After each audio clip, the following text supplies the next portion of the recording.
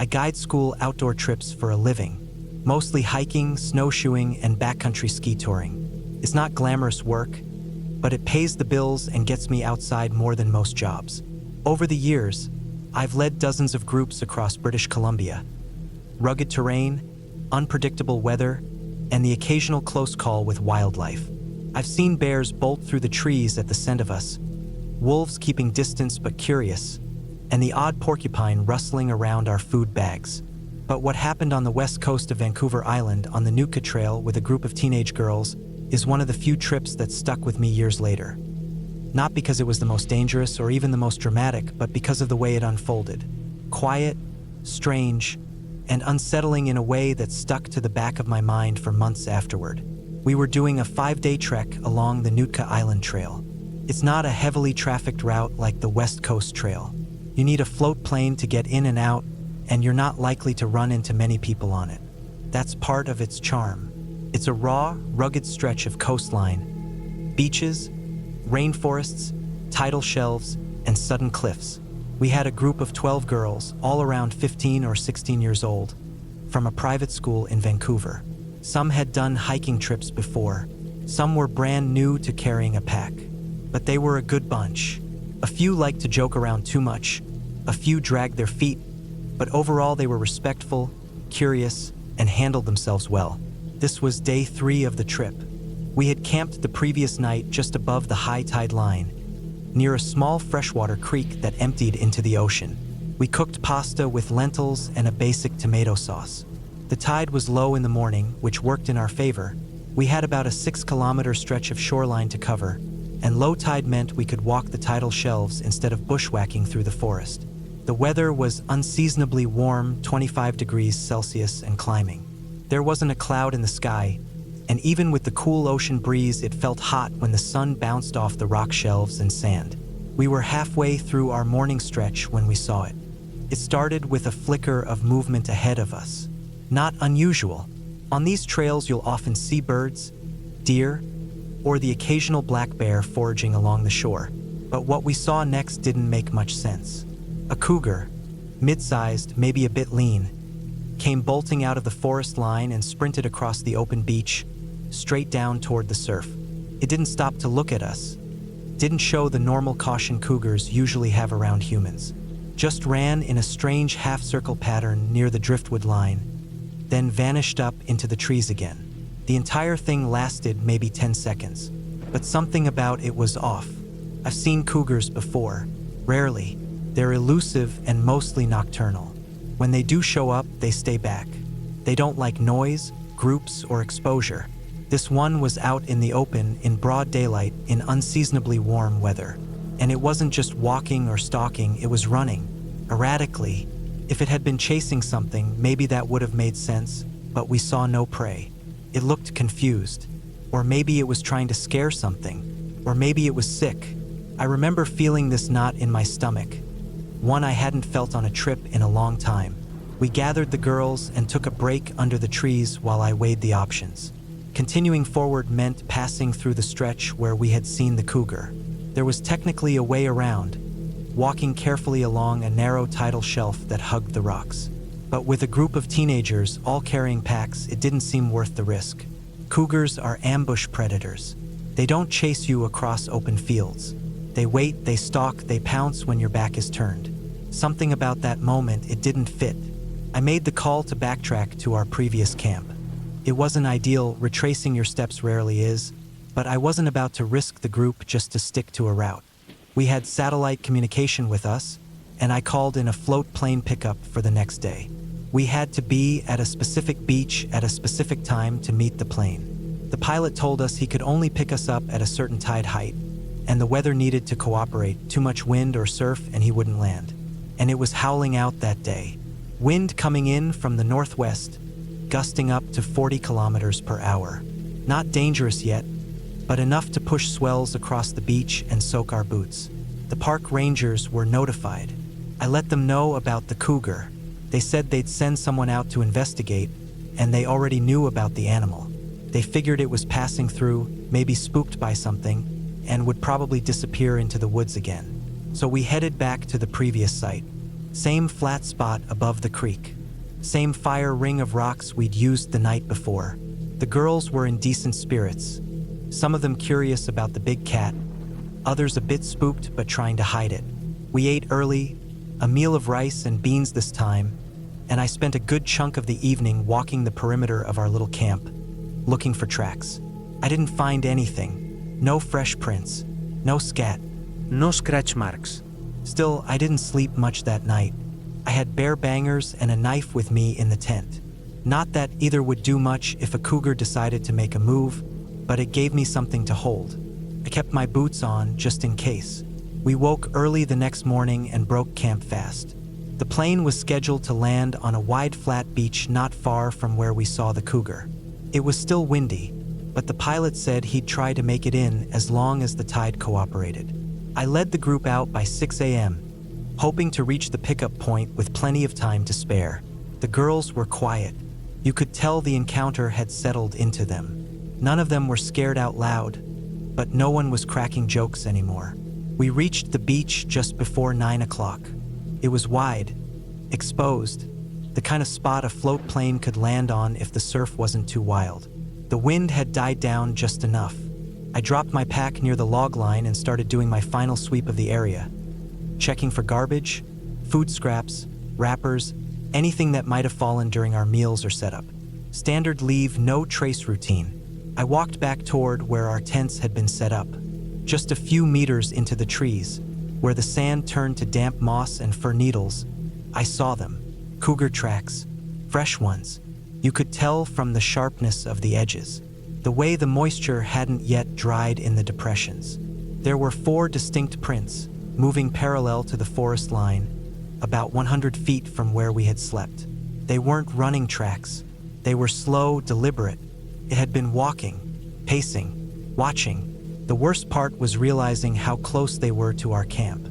It must have come in during the night, maybe early morning, maybe just before dawn when everything was quiet. Cougars are ghost-like that way. You don't hear them. You don't smell them. You never see them coming. I stood there staring at the prints for longer than I probably should have. My stomach tightened in a way I hadn't felt before. This wasn't some distant animal wandering a beach in broad daylight. This was a predator that had followed us, tracked our scent, and come close enough to be a threat. And we never knew it was there. I walked back quickly but calmly. Didn't want to alarm the girls. I didn't say anything about the tracks, just told them to keep their gear packed and stay close. The plane came in maybe 30 minutes later, skimming over the water and touching down with a spray of surf. We loaded in fast, and I took the last seat in the back, next to the window. As we lifted off, banking over the beach, I saw a helicopter coming in from the opposite direction. It touched down right where we had seen the cougar the day before. I spotted 2 rangers and at least 1 dog exiting the chopper, leashed and moving with purpose. They weren't just looking around. They were tracking. I never found out what happened to the cougar. The park office didn't follow up, and I didn't press. Maybe they found it and relocated it. Maybe it wandered off into the mountains. Maybe they had to put it down. I don't know. But what stuck with me wasn't just the strangeness of the encounter. It was how quiet it all was. How close it came, how easily it could have been worse. We always think that being in a big group protects us, that noise and numbers scare predators off. Most of the time that's true, but not always. Sometimes an animal doesn't act the way it's supposed to. Sometimes it lingers. That night, after we got back to the base lodge, I couldn't sleep. I lay awake in my bunk, thinking about those fresh prints in the moss, wondering how long it had stood there in the dark, watching the shape of our tents through the trees. And more than anything, I thought about how none of us ever heard a thing.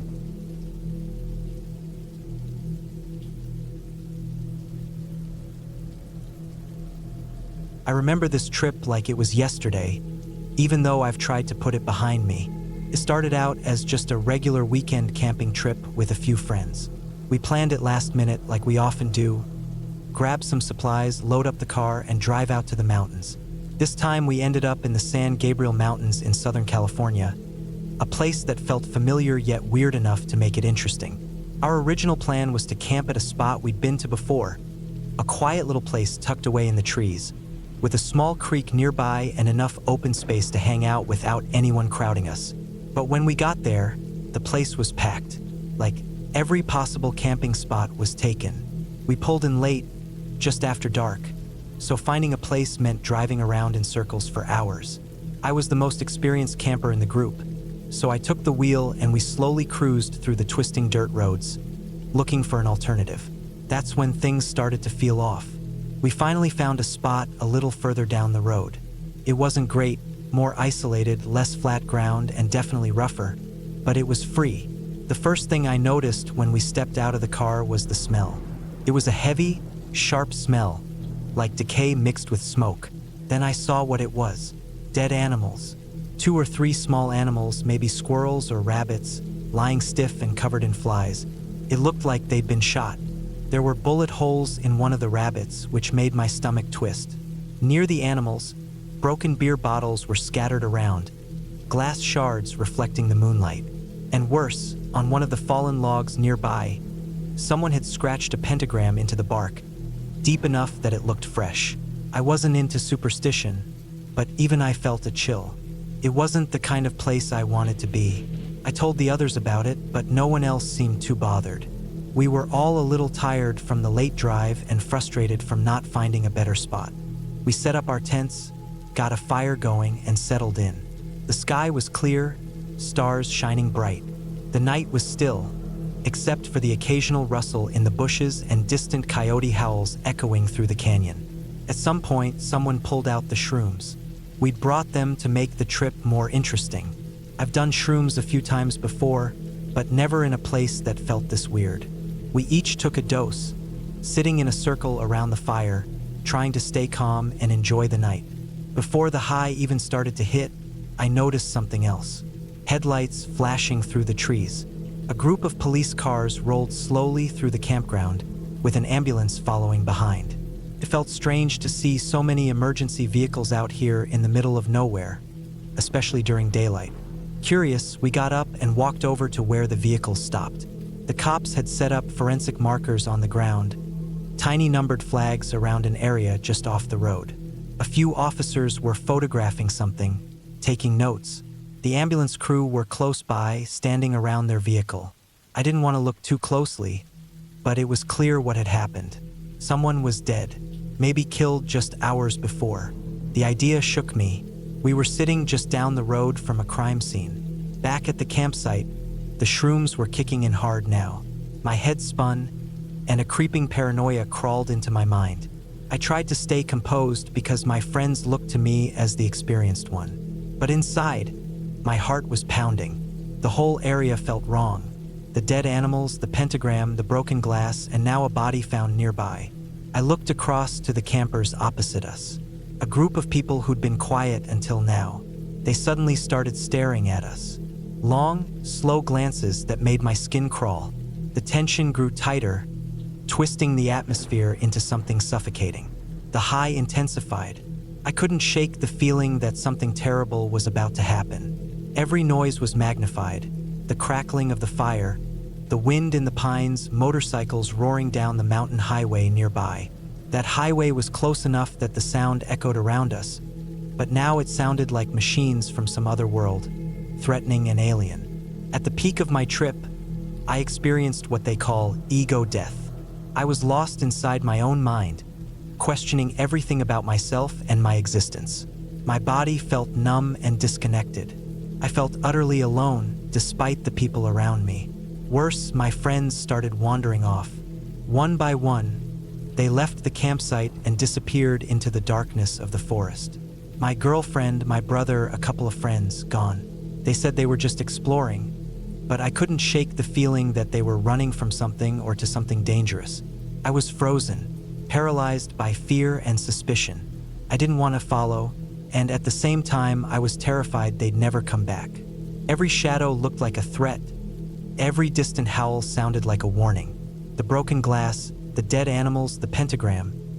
It all mixed with my drug-addled mind and made the night feel like a trap. Hours passed. Time lost meaning. The darkness thickened, and I sat alone by the fire, trying to stay awake and alert. I wanted to scream, to run, to do anything, but I couldn't move. The paranoia gripped me tightly. Finally, as dawn broke and the first weak sunlight filtered through the trees, the effects began to fade. One by one, my friends returned, looking tired but okay. No one was hurt. No one said much. The crime scene had been cleared, and the campers across from us were gone. The dead animals were still there, but the pentagram had been scratched out or hidden by some other camper. The broken glass was still on the ground, but it no longer caught my eye. I sat quietly, my head heavy with the memory of the night. It was one of the worst trips I've ever had, not just because of the shrooms, but because of everything surrounding us. The tension, the fear, the unknown. When we packed up and left, I felt relieved and exhausted. I promised myself I'd never camp there again, especially not while tripping. The lesson was clear: never take psychedelics if you don't feel 100% safe where you are. Always walk around, check the area, talk to people, get a real sense of the place before you drop something that can break your mind.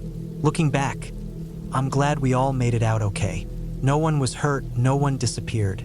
But I'll never forget how real and raw that fear felt. The mountains weren't just beautiful. They could be dangerous, eerie, and cold in ways I hadn't imagined.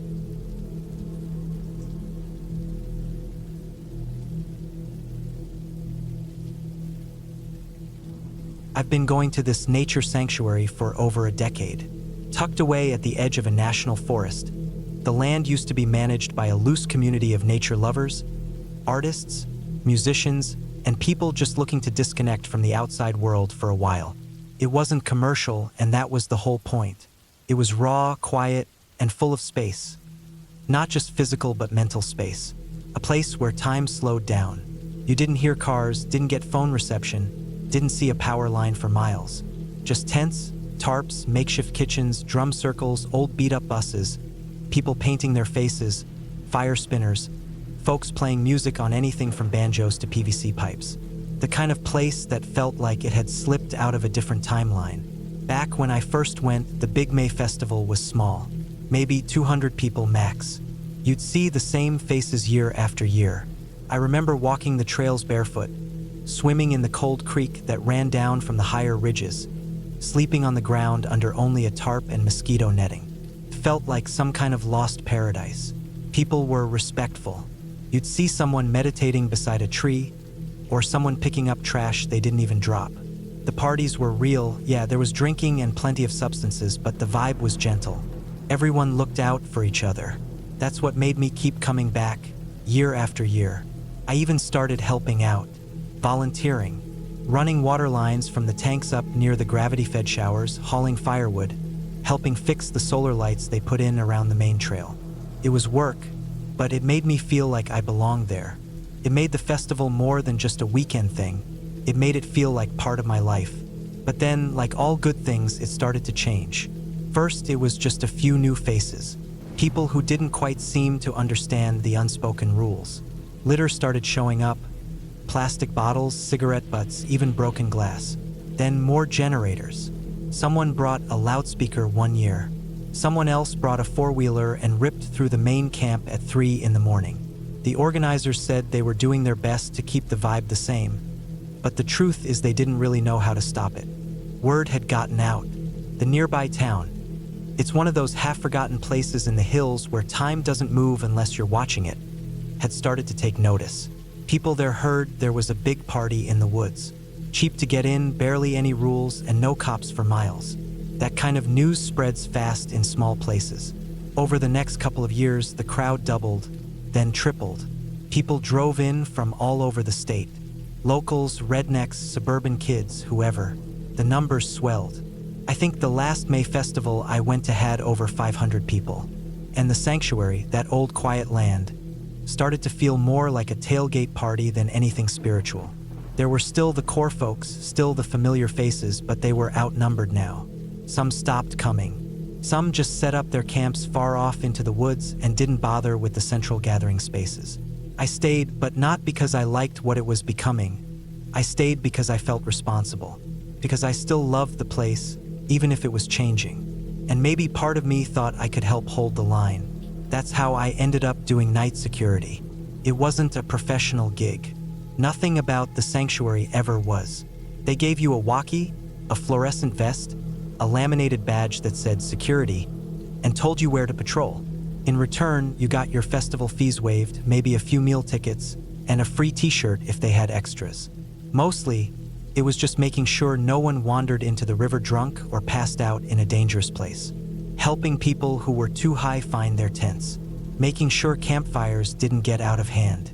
I signed up that year because I'd heard some stories from the festival before. Fights breaking out. A guy throwing bottles at fire spinners. A dog getting shot with a pellet gun. I didn't like where it was heading, but I figured maybe if enough people like me were on duty, we could keep things from tipping too far. The night started normal enough. I'd done the 10 p.m. to 4 a.m. shift. The sun had gone down around 8, and by 10, the fires were lit and the drums had started. You could hear them echoing through the woods, that steady, primal thump that always made the trees feel like they were breathing. There were dancers out around the main fire circle, glowing poi spinning in the dark, LED hula hoops, people swaying and laughing and letting go. It looked beautiful from a distance. I walked the perimeter, checked the camping zones. A few small disturbances, nothing major. Around midnight, I met up with the other security guy, Rob. I'd known him for a few years. He was solid. Ex-Army, quiet, but reliable. We decided to pair up for a bit and make rounds together, especially around the denser areas of camp. More bodies meant more chances for something to go wrong. We were halfway down the trail toward the river when we heard shouting. Not excited shouting, the angry kind. That sound carries differently, even through music and drums. Something about it cuts through.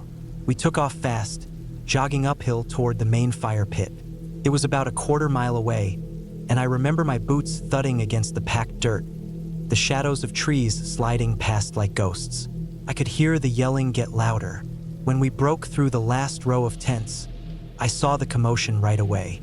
A small crowd had gathered, people backing away from a guy who was flailing his arms and stumbling around in a blind rage. He was shirtless, covered in sweat and dust, his eyes wide and unblinking.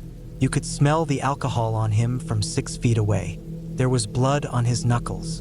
Behind him, someone was helping a woman to her feet. Her hands were over her chest, grabbing a shirt or scarf. I didn't know what had happened yet, but I could piece it together. This guy had lost it. According to someone who told me later, the guy had gotten worked up after his girlfriend danced around the fire topless. That wasn't uncommon at these festivals. Body freedom was part of the vibe. But for whatever reason, booze, powder, pills, whatever he'd taken, something in him snapped. He started yelling, shoving people, picking fights. And now here we were. Rob stepped forward first, trying to corral the guy without escalating. But it was already too late for calm. The man lunged, not just at Rob, at anyone near him. He was flailing wild, swinging his arms, pushing people out of the way. Then he pulled something out of his pocket. It was a knife. I didn't even have time to yell before he slashed across Rob's arm. Just one quick swipe, but it was deep. I saw the blade. I saw the blood. Rob stumbled back, grabbing his forearm, and I froze for a half second. Just one. Then I moved. I don't know how I got behind him. I don't remember the exact steps, but I remember locking my arms under his and wrenching them upward. A full Nelson, not perfect, but enough. He fought like a cornered animal, screaming, spitting, bucking like a bull. But I held on. My arms started to cramp within minutes. He thrashed, stomped my foot, rammed us backward into a drum. Someone caught us before we fell. I held tighter. My back started to ache. He twisted his neck, trying to bite my face. Kept him pinned. Time slowed down. Felt like forever. My ears rang with drum beats and people shouting. Some were trying to help, some were just watching, stunned. Rob was on the ground now, wrapping a torn shirt around his arm as a makeshift tourniquet. I could see his skin had gone pale. He was sweating. Someone else had run off to radio for help. I kept holding the guy.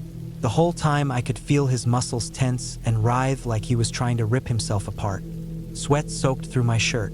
His head jerked back and cracked me in the jaw. Stars bloomed behind my eyes. I almost let go. I didn't. 15 minutes passed, then 20. I had no idea where the police were or how long they'd take. We were too deep into the woods for anyone to just drive straight in. I didn't even know if someone had managed to find a working phone. My arms were on fire. My hands had gone numb. I adjusted my grip and kept going. 30 minutes. That's how long it took. By the time the cops arrived, 2 local deputies and a paramedic team, my legs were shaking so bad I thought I'd pass out. They took him off me and threw him down. He kept screaming until they cuffed him and hit him with a sedative. I staggered backward, hands red and trembling. Rob was already in the back of the ambulance. His face was gray. They'd started in 4 and were prepping him for the ride to the nearest hospital, which was over 40 minutes away. That was the end of my shift. I sat by the fire for hours afterward, not talking, not thinking, just staring at the flames while the party slowly resumed around me. Most people didn't even know what had happened. The drums picked up again. The dancers returned. Someone passed a bottle around. Laughter came back, but I wasn't in it anymore. Something had cracked open in me. Rob made it, thankfully. Needed surgery, some rehab, but he kept use of his arm. The guy who attacked him got charged, banned from the land, the usual. But none of that really mattered to me. What mattered was that the sanctuary, the place I'd once thought of as sacred, had let something in that didn't belong.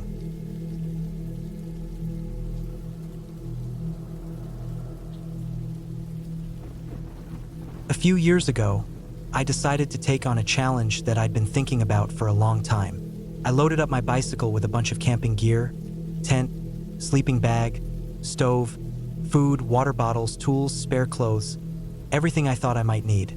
Then I set out on a journey that would last 7 months and cover roughly 5,300 miles around the western United States.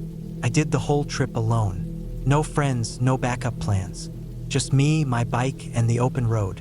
There were plenty of moments during that trip that were difficult or unsettling. Some were more about being worried for my safety, like when I'd camp in remote areas and hear strange noises at night, or when I'd get caught in bad weather miles away from any town. But one experience in particular was more subtle, not dangerous exactly, but definitely eerie and tense.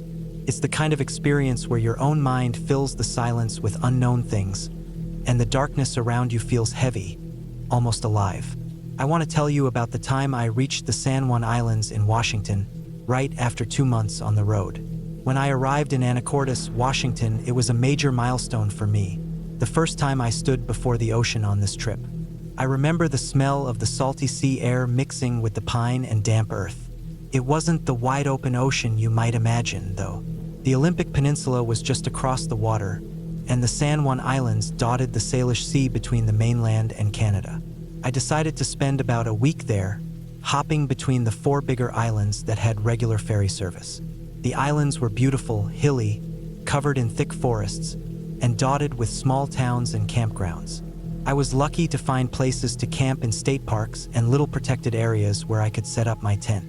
On one of my first days there, I attempted a hike to the summit of MT Constitution, the highest point on any of the islands. It was supposed to be a great vantage point, a perfect way to appreciate the rugged landscape and ocean views. But the weather had other plans. Cold rain and wind pushed me back before I even got halfway up the trail. I was soaked and chilled, so I returned to camp early that day, exhausted and disappointed. After that, I wandered through the other islands in a misty drizzle, enjoying the quiet and solitude, but also noting how wet and gray everything was. Then the weather finally cleared. On a crisp, clear evening, I took the ferry back to Orcas Island, determined to finish my time there on a better note. I arrived late, well after sunset. The ferry unloaded cars and passengers, but I was on my bike, so I quickly headed out onto a narrow, dark road that led to the campground I planned to stay at. My bike's headlight was the only thing cutting through the blackness ahead. A short, narrow strip of yellow paint on the pavement, a few reflective signs, the occasional sound of my tires rolling over gravel. The night air was cold, quiet, and heavy. I couldn't see anything past the reach of my light, but I could hear the faint rustling of leaves in the wind, the distant calls of birds settling in for the night, and the crunch of my own breathing. The road was empty, no cars, No people, just me and the dark. When I reached the campground, I set up my tent quickly, feeling the weight of the day in my arms and legs. I ate a quick meal from my stash of freeze-dried food, then crawled into my sleeping bag, the cold making me want to fall asleep fast. I had a plan to wake early the next day and make the hike up MT Constitution again, this time hoping to catch the sunrise from the summit. Before sleep took me, I checked the time of the sunrise on my phone, set an alarm for 2 hours before so I could eat and get ready in the dark, and lay back, staring up at the inside of my tent's ceiling. The silence of the forest wrapped around me like a thick blanket. It was a different kind of quiet, not peaceful or calming, but something denser, something that made your mind wander into places it normally wouldn't. Morning came dark and cold. My alarm went off at 3:30 a.m., and I forced myself out of the warmth of my sleeping bag. I made a simple breakfast in the faint glow of my headlamp, instant oatmeal and some coffee brewed on my little stove, then packed up camp. The forest was still asleep except for the occasional chirp of a bird or the distant call of a crow.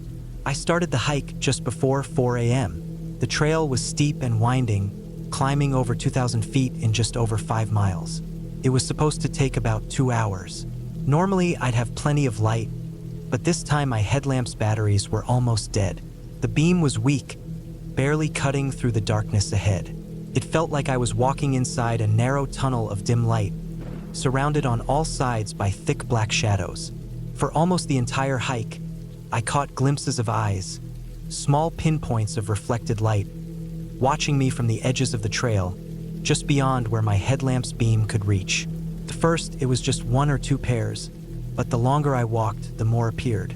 Sometimes they moved just enough to disappear behind a tree, only to pop up moments later somewhere else. My heart rate sped up despite my slow pace, and a cold sweat broke out on my back. Logically, I knew the animals on the island, mostly deer, raccoons, maybe a few foxes. There was a mountain lion in the area, but it was rarely seen and avoided people. Still, the thought of being watched like that, in the dark and alone, brought a creeping tension that I couldn't shake. Each time I thought about turning back or shouting to scare whatever was there, I reminded myself that panic wouldn't help, that I'd trained for endurance and solitude. So I kept going, the beam of my headlamp flickering weakly in the cold morning air. Then the sky began to brighten. By the time I reached the summit, the horizon was a pale wash of pink and purple. I found a rock to sit on, breathing hard but feeling triumphant. The sun began to rise, casting a golden glow across the rugged tops of the islands and the distant Olympic Mountains. MT Baker, massive and snow-capped, dominated the eastern horizon, and behind it, the sky blushed in soft shades of cotton candy purple. MT Rainier made a shy appearance that morning too, its peak cutting a jagged line in the distance. The view was stunning, one of those rare moments when all the pain and worry of the trip melted away in the beauty of nature. I sat quietly, taking it all in, grateful for the moment. After a while, I started the descent. Daylight made the forest less intimidating, and my headlamp was no longer necessary. As the sun climbed higher, I looked back toward the places where the eyes had watched me so closely in the dark. The forest wasn't empty at all. There were dozens of deer, grazing quietly among the trees and bushes. Their large, reflective eyes had caught the faint beam of my dying headlamp, making them seem like small glowing orbs in the night. They'd been watching me the whole way, just as curious about me as I had been wary of them. Seeing the deer in the clear morning light shifted something inside me. The fear and tension that had built up during the night melted away into relief and a kind of gentle amusement. The island was full of life, and I was just one more creature passing through its quiet spaces. The rest of my ride off the islands felt lighter. That morning reminded me how easy it is to let your mind build stories and fears in the dark, and how important it is to face those fears, to push through them and see the world as it truly is. When I finally took the ferry back to the mainland, I carried with me a renewed respect for the wilderness, for its beauty, its solitude, and its wildness. It was a reminder that the things that scare us most are often just the unknown, the unfamiliar shapes in the dark, waiting for dawn to show their true faces. That trip changed me. It taught me about endurance, about patience, and about the quiet strength of nature. It was a journey full of ups and downs, but I wouldn't trade those miles for anything. And every time I think back to those eyes watching me from the shadows on MT Constitution, I remember that moment of sunrise and the peace that came after.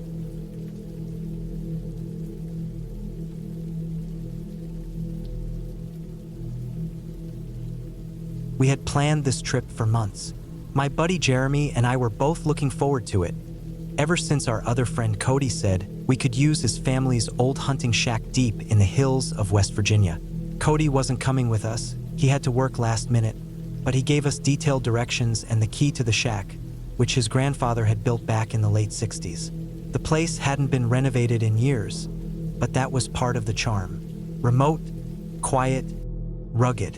No running water, no cell signal, and no roads within a half-mile. Just a weathered wooden shack tucked into a shallow clearing on the northern slope of a long, pine-covered ridge. Jeremy and I loaded up the truck on a Friday morning, right after sunrise. The plan was to drive in, hike the half-mile trail from the old logging road to the shack, get settled before dark, and do some deer hunting the next morning. I brought my Marlin .30-30 and a Ruger in my jacket pocket. Jeremy had his bolt-action Remington and a short-barreled .357. We were set. The drive from Charleston took us just under 5 hours. We got off the main road and spent the last 30 minutes on narrow dirt trails that barely passed for roads. Most of them had deep ruts filled with half-frozen mud, but my old Tacoma handled it. Eventually, we pulled off into a thinned-out clearing where Cody said to park. The rest of the way in had to be on foot. It was around 3:30 p.m. by the time we strapped our rifles and packs on and started walking the rest of the way. The trail to the shack wasn't marked, but Cody gave good directions. Walk 30 yards past a split birch, take the game trail east, follow it uphill to the boulder with a faded orange blaze, and from there look south. Sure enough, it was just where he said. About 10 minutes from the boulder, nestled in a patch of scrubby pine and thin-barked maple, we saw it. A square, single-room wooden shack with a metal chimney, 2 mismatched windows, and a slanted tin roof. It was about the size of a small bedroom and built low to the ground. The lock on the door was old, but it still turned with the key. Inside was exactly what you'd expect. A rough plywood floor, 2 cots on opposite walls, a rusted wood-burning stove in the middle, and a bunch of old camping gear hanging from the rafters. Someone had stacked firewood neatly along the back wall, and the chimney looked like it hadn't been used in a year or more. There was a small shelf with some canned food and a few expired water bottles. We weren't relying on any of that, we brought our own, but it was good to know in case we got stuck. We set up camp quick, rolled out our sleeping bags, checked for mouse droppings, swept out some leaves, and built a small fire in the stove to knock out the chill.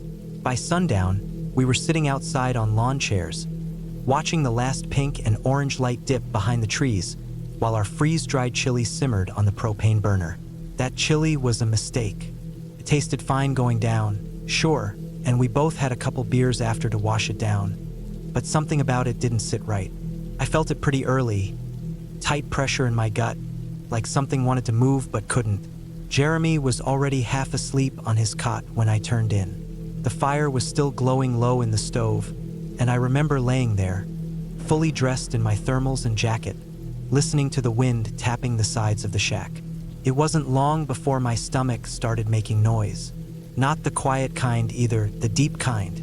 That rolling churn that means something is going to happen, and soon. I woke up again just after 2 a.m. Cold sweat. Krempt gut. No ignoring it this time. I pulled on my boots, grabbed the little plastic toilet bucket we'd brought, just a 5-gallon pail with a snap-on seat, and unlatched the door. Snow had started falling sometime after midnight. Not much, just enough to make the forest look gray and still under the moonlight. I could see my breath thick in the beam of my flashlight, but the light was weak. It was one of those old plastic ones with 2 AA batteries, maybe strong enough to read a map if you held it close. Out here, it barely reached past the trees. I stepped out carefully, the bucket in one hand, flashlight in the other, and made my way about 20 yards from the cabin, off to a little hollow between 2 pine trees. It wasn't far, but enough to be out of smell and sight. I kicked out a flat spot, set the bucket down, and dropped my boxers. I was mid-squat when I heard the first sound. Snap. Just a twig at first. Could have been a deer or a raccoon or even a squirrel. But then came another one. Then the shuffle of something brushing through dry undergrowth. Then another snap. It was coming from about 30 yards out, just off to the right of where I was squatting. I froze. I aimed the flashlight into the woods, but the beam barely showed anything beyond a few feet. Just more trees and blowing snow. I stayed silent. I hoped it would move off, but it didn't. Kept circling. First the sound was off to the right, then behind me, then off to the left. Heavy steps, measured. Too loud for a fox or a raccoon. Too slow for a deer. Whatever it was watching me. Then came the breathing. I couldn't see anything, but I could hear it. Low, deep. Not exactly fast but heavy. Like whatever it was had been walking for a while. I reached for my jacket pocket and pulled out my pistol. My hand was shaking. The cold and the fear hit me all at once. I was still squatting there, pants around my ankles, sitting on a plastic bucket in the middle of pitch-black woods, holding a pistol in one hand and a flashlight in the other, trying not to move. I don't think I've ever gripped a gun that hard in my life. Every time I heard a crunch or a snap, I spun to point the pistol that way, but the light didn't show anything, just more trees. I wanted to yell to scare it off, but I didn't want to give away more than I already had. I felt so damn vulnerable. It wasn't just that I couldn't run with my pants down. It was that I didn't know where it was exactly. Kept moving, circling, never fully retreating. At some point, I just said screw it. I pulled my boxers up with one hand, grabbed the bucket in the other, and made a straight walk back to the shack. I didn't run, but I didn't waste time either. I didn't want to slip or panic and shoot myself in the leg. Every few steps I turned to scan with the flashlight, but nothing showed up. No eyes, no movement, just snow and pine needles and the shapes of trees. I slammed the door shut and locked it behind me, climbed back into my cot with my jacket still on, and laid there gripping the pistol under the blanket. The fire was almost dead, and the room was cold, but I didn't care. I didn't hear anything else the rest of the night. The next morning, sunlight woke me up. I sat up slow, stomach finally feeling better. Jeremy was still passed out, snoring like a chainsaw. I put my boots on and opened the door to take a leak. And there they were. Tracks. Bear tracks. Circling the damn bucket spot like a spiral. Big ones. Easily 8 or 9 inches across. Sunk deep into the thin snow. You could see where it came from the woods, looped around, circled my shit bucket at least 2 full times, then wandered off downhill into the thicker pines. I followed the tracks for a minute before turning back. The size of those prints was no joke, and seeing the path it took, how slowly it had moved, how close it had gotten, it chilled me more than the cold ever did. That thing was watching me while I was out there half naked in the dark, and I had no clue how close it really got. No doubt in my mind now that what I heard was a bear. We didn't see it the rest of the trip. Spent the next day hunting but didn't have much luck. I kept checking over my shoulder the whole time. That kind of fear sticks with you. You can laugh about it later, hell we both did, but out there in the moment, when it's just you in the woods, you realize how fast things could go sideways. We packed out the next morning. The hike back to the truck was dead silent. Just wind in the branches and our boots in the snow. I kept the pistol on my hip the whole time. The trip gave me what I came for. Not a deer, but something else. A reminder that out here, you're not the top of the food chain. Doesn't matter how many guns you bring, how tough you think you are, or how well you planned it. You squat on a bucket in the middle of bear country, and you learn real fast who's in charge. That was years ago now, and I still think about that night sometimes when I'm sitting in the woods. It was just a bear, sure. But the part that got me most wasn't the danger, it was how quiet it was, how patient, how close it came without me ever seeing it. If it wanted to, it could have rushed me. I'd never have seen it coming. And out there, 20 miles from the nearest road, in the middle of the night, no one would have known what happened until they found the bucket tipped over next to a blood trail. Sometimes the scariest part about the woods isn't what's out there. It's realizing how alone you really are.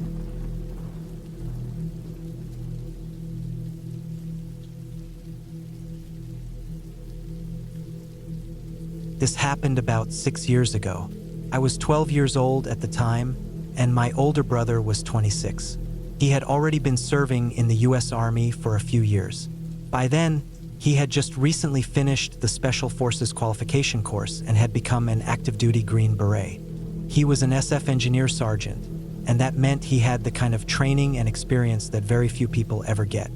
He had already been on one deployment to the Middle East, and this trip was just before his second. He wanted to spend some time with me before leaving for 9 months, and since both of us had always been into the outdoors, camping, hiking, fishing, whatever, he decided to take me on a 3-day backpacking trip to the Sipsey Wilderness in northern Alabama. I remember being excited from the moment he brought it up. I was still a kid, but I always looked up to him. I had been camping before with family, but this was different. This was real backcountry, and I was going with a real-deal Green Beret. I felt safe with him no matter where we were. At that age, I didn't think about all the things that could go wrong. I just thought it was going to be cool to hang out with my brother, hike through some forest, set up a tent, and sleep under the stars. That was about the extent of it for me. We packed light. I carried a small internal frame pack that had just my clothes, sleeping bag, a flashlight, and some basic gear. My brother carried everything else. He had the tent, water filters, cook system, food, a satellite phone, maps, compass, first aid kit, and his pistol. I didn't even realize he had the pistol at first, but it wasn't surprising. He always said you never know what kind of animal or person you might run into out in the middle of nowhere. We drove out from our house and parked at one of the trailheads on the edge of the Sipsey. The first couple of days were awesome. We hiked maybe 6 or 7 miles in the first day and found a spot near a stream to camp. The second day, we hiked deeper into the forest and didn't see a single other person. It was midsummer, hot and humid, but it didn't bother us too much. The trail was shaded under a thick canopy of trees. There were birds, bugs, frogs calling from the creek, and the occasional squirrel darting across the underbrush. Every so often we'd stop and just sit quietly, listening to the forest. My brother would show me how to read the topographic map and navigate by land features instead of using a GPS. He showed me how to identify animal tracks. I remember he found a set of wild hog tracks in the mud by the stream and pointed them out to me. The hooves were smaller than I thought they'd be, but the prints were sharp and deep. I remember how the dirt had been torn up around them. On the third night, everything changed. We had set up camp maybe 50 yards from a large stream and about the same distance downhill from the trail we'd come in on. The three of us, me, my brother, and the fire, were sitting in a triangle. We had eaten dehydrated meals, washed our dishes in the stream, and were just sitting around as the sun went down. We were talking about random stuff. Guns, girls, the military, whatever came up. It wasn't fully dark yet, maybe just past 8, when 2 guys came walking down the path toward our camp. They looked to be in their late 20s. Their clothes were filthy. Jeans that were stained and torn, boots that were caked with dried mud, t-shirts that looked like they hadn't seen a wash in weeks. One of them had long greasy hair pulled back in a ponytail, and the other had a ratty baseball cap with a bent brim and a scraggly beard. They looked like they belonged in a backwoods horror movie, and even though they were polite enough, smiling, saying, "Hey," and asking if we'd seen any hogs, I instantly felt my stomach twist. I remember thinking that they didn't just look dirty, they looked mean, not in any obvious way, but there was something behind their eyes that made me feel like they weren't just passing through. My brother, ever calm, stood up, greeted them, and answered their questions. He told them we had seen hog sign farther west, a few miles past where we were camping. They nodded along, seemed interested, and then just lingered, not for a minute or two closer to 10.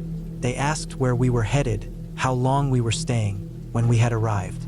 It felt like they were taking inventory of our situation, like they were measuring something invisible. After a while, they finally said goodbye and walked back up toward the trail. We watched them go until they were out of sight. I remember looking at my brother. He didn't look worried, but he didn't sit back down either. He just kept standing there, scanning the trail. After a while, he said something about them being just some good old boys, but even I could tell he was being careful with his words. We went to bed around 10. The tent was zipped up, sleeping bags laid out, and my brother's pistol stayed tucked between the two of us, just out of sight but within reach. I didn't even ask about it. I didn't want to. Sometime after midnight, I woke up to the sound of barking. Not one dog, several. They sounded close, within 100 yards, maybe less. My heart started pounding right away. I kicked at my brother through my sleeping bag. He whispered that he was already awake, that the dogs had been moving closer for the past hour. He told me to lay still and not make any noise. I listened. I could feel my pulse in my neck and ears. The dogs barked again, closer this time. A minute later, I heard voices too, men shouting. I couldn't make out what they were saying. My brother leaned in and whispered that they were probably hunting hogs. That made sense, I guess. Dogs could be used to flush hogs out, pin them down. But something about doing it in the middle of the night felt wrong. It didn't make sense, even to a 12-year-old. My brother later told me he had said that just to keep me calm. In reality, hunting at night, especially in a wilderness area, was suspicious as hell. Most people don't do it, and the ones who do usually don't have the best intentions. Somehow, I fell back asleep after the sounds faded a bit. Around 2 in the morning, I felt my brother shaking me awake. Not roughly, but firmly. He told me to put on my shoes and follow him. Quietly, no talking, no light. I did exactly what he said. As soon as I stepped out of the tent, he told me to get on his back. It wasn't a big deal for him. He'd carried way more weight in training. He carried me up the hill behind our camp, toward the junction of the stream and the trail, and ducked into a thick patch of underbrush. The ground there was uneven and covered in dead leaves and broken branches. It was quiet except for the distant sounds of dogs barking again. We laid down in the brush, almost on top of each other, flat on our stomachs. From that spot, we had a clear view of our camp. The tent, the fire pit, our gear. It was all quiet for a while. Then I heard the unmistakable metallic click of a pistol slide. I turned my head and saw my brother had the gun out. His eyes were locked on the camp. I tried to whisper to him, but he covered my mouth gently with his hand and pointed down the hill. The first flashlight beam swept through the trees a few seconds later. Then another. Then the dogs. Then the men. There were 5 of them and 3 or 4 dogs barking and pacing. They were younger than I expected, maybe early 20s. A couple were carrying rifles or shotguns. They were loud, talking, laughing, making comments to each other, though I couldn't hear what they were saying. They weren't acting like hunters. Hunters don't yell in the woods. Hunters don't shine flashlights around someone's campsite in the middle of the night. The dogs were going wild, clearly picking up our scent. The men kept looking around the campsite, examining our gear, pointing at things. They stayed for at least 20 minutes, maybe more. I was terrified. Every muscle in my body was tense. I didn't move, didn't breathe loud, didn't say a word. I felt my brother's hand on my back the whole time. He was calm, completely still, but I knew he was ready to move if he had to. Eventually, he leaned in and told me that if the men came toward us, I was to run. No looking back, no stopping, just run until I saw flashing lights. I didn't understand what he meant at the time. He handed me a flashlight, told me not to remove the red filter, and then went back to watching the camp. Then everything exploded. Out of nowhere, one of the men started shouting, "Where y'all at?" and fired his shotgun into the trees. Another followed suit. They weren't aiming, just blasting into the woods. My brother dragged me back behind the ridge and threw himself over me, shielding me with his body. The gunshots kept coming, maybe 5 or 6 total. None close enough to hit us, but that didn't make it any less terrifying. Then came the sirens. Somewhere off to the east, lights started flashing through the trees, red and blue, cutting through the darkness. A loudspeaker clicked on. A voice shouted something, and the men and dogs scattered like rats. They took off down the stream bed, away from the trail and the lights. It turned out my brother had used the satellite phone to call the Forest Service while I was sleeping. He gave them our GPS coordinates and told them armed men were stalking our campsite. They had taken a while to reach us, since the Sipsey is remote and the roads are terrible, but they got there just in time. Forest Service officers and a couple of game wardens were in the woods, tracking the sounds and the GPS location. We waited in the brush until the game warden drove.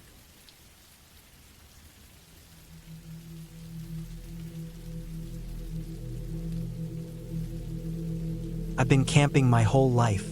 I grew up in the Sierras, spent summers fishing, hiking, setting up tents, cleaning trout on cold river rocks, building fires the right way.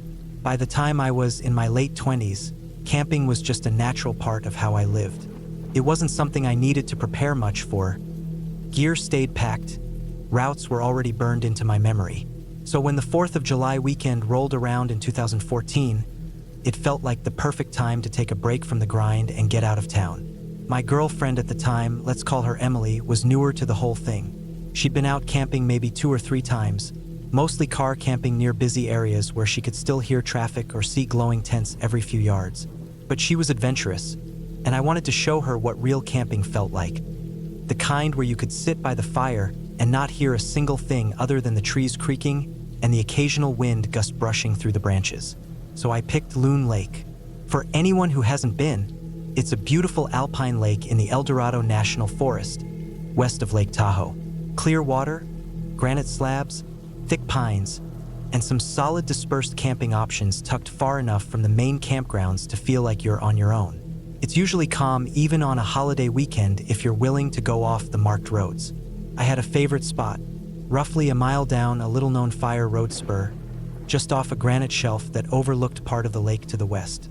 We packed up on the morning of the 3rd, tent, cooler, 2 dogs, gear, and enough food for 3 nights.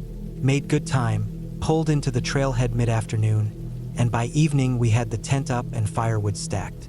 We couldn't see another soul from our sight, just a sliver of blue water through the trees to our west and more pines in every direction. Felt perfect. There was one site about 100 yards to our east, down the hill a little and half hidden in a patch of thicker forest. We didn't see who was there until the next morning, when I took the dogs down to stretch their legs and sniff around. It looked like 2 groups sharing the site, a younger American couple, maybe early 30s, and a family that seemed Eastern European. I could hear the accent as they talked, and their kids were playing around with pine cones near a little propane stove setup. Everyone looked normal enough. I gave a wave and walked on. By the afternoon of the 4th, the place felt even more deserted. A few firecrackers popped far in the distance, maybe from the main campground on the other side of the lake. But where we were, it was dead quiet. I remember thinking how peaceful it was that night. We sat around the fire until about 10, sipping whiskey and listening to the crackle of pine. The moonlight was strong that night, bouncing off the granite and casting these soft, silvery shadows all around the clearing. I crawled into the tent thinking, this is the best kind of quiet. That all changed around 1 a.m.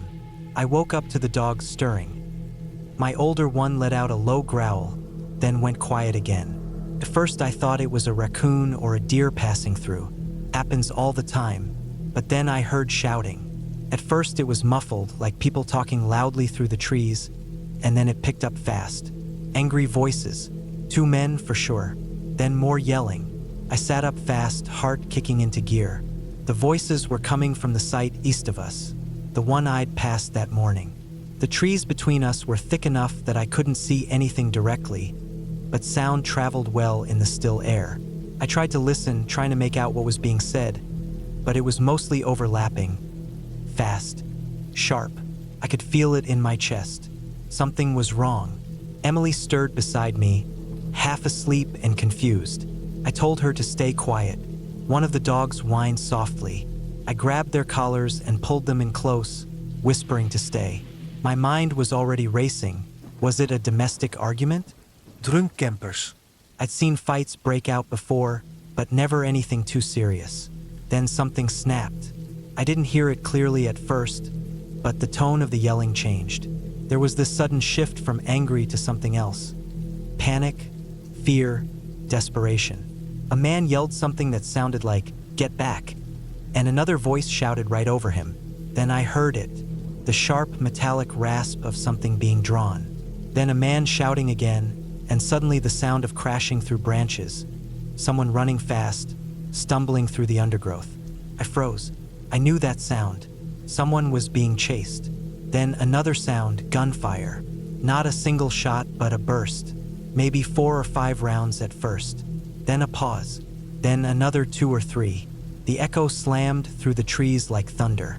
The dogs barked once, sharp and loud, and I grabbed them hard and clamped a hand over their muzzles. I was sweating, heart racing, laying flat, arms wrapped around both dogs, trying to breathe as quietly as possible. Emily was sitting up now, wide-eyed. I held up a hand to keep her still. More yelling, then a scuffle, maybe 20 or 30 yards deeper into the woods from where their sight was. I heard someone fall, then silence, then a voice again, one of the same ones from earlier, this time louder, angrier. But there were no more shots. After maybe 2 minutes, I heard feet crunching leaves, walking, not running back toward the site. The undergrowth crackled with each step. Whoever had the gun wasn't in a rush anymore. There was a heavy tension in the air, like the air right before lightning strikes. Then I heard something I'll never forget.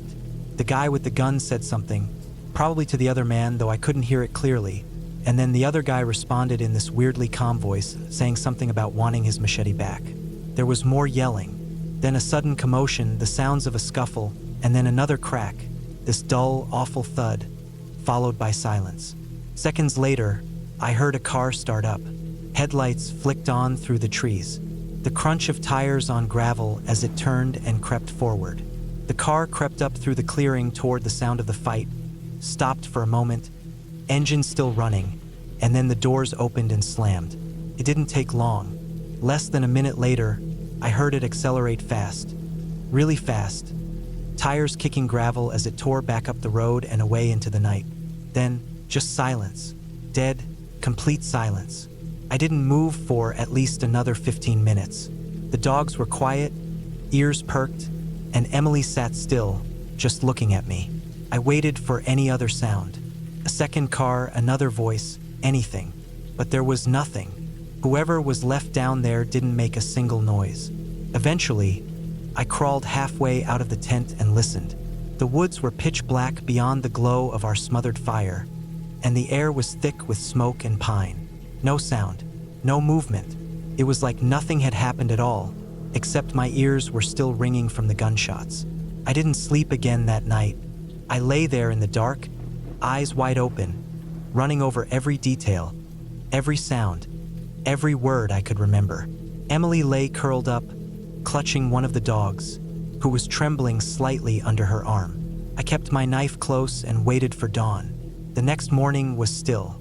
Cool air, no wind. A thin layer of dew on everything. It should have felt peaceful, but it didn't. We didn't hear a sound from the other site. I didn't want to walk over there. I didn't want to know what I'd find. A part of me said I had to, but the smarter part told me to pack up and leave. So we did. I didn't bother with breakfast. Just tore down the tent, stuffed gear into the back of the SUV, loaded the dogs, and got the hell out of there. As we pulled back onto the fire road, we passed a turnoff that led toward the other site. I glanced down it, no car, no movement, no people. It was like they'd vanished. We made it back to civilization by noon. I stopped at the first ranger station I could find and reported what I'd heard. Kept it simple. Loud argument, gunshots, a vehicle fleeing the area. I didn't know any names or license plates, so there wasn't much they could do at the time. They said they'd send someone out to check. I never heard anything back. I followed the news for weeks after that. Searched forums, Reddit threads, local reports. Nothing. No articles. No arrests. No missing persons. No bodies. Just silence. But I know what I heard. I know what happened that night.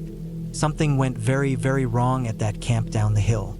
Whether it was drugs, booze, a personal grudge, who knows? But someone brought a machete to a gunfight, and the kind of rage I heard that night doesn't just go away quietly. It changed how I camp. I still go out, still sleep under the stars, still love the wild. But I don't camp anywhere near other people anymore. Not if I can help it. I stay farther out. I pick spots where no one else will wander in by accident. I trust the wildlife more than I trust people these days. And every 4th of July, when the fireworks start popping in the distance, I remember how those echoes felt in the woods. How different gunshots sound when you're the one laying flat in a tent, hoping your dogs don't bark and give you away. That was the last time I camped at Loon Lake. Beautiful spot, clear water, good fishing, but I'll never go back.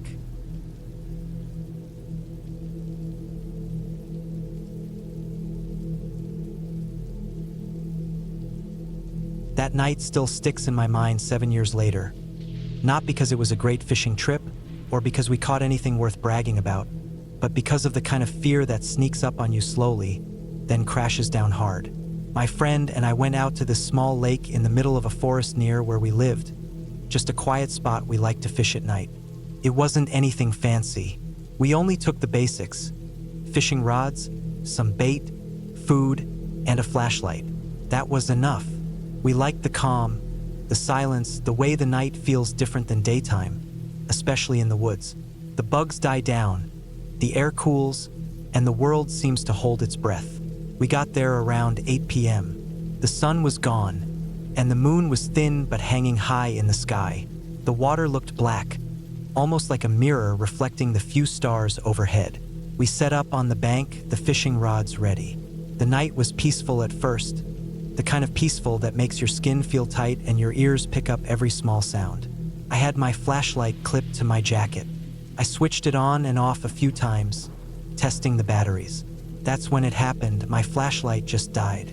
No flicker, no dimming, just completely dark. I clicked it over and over, hoping for life, but it stayed dead.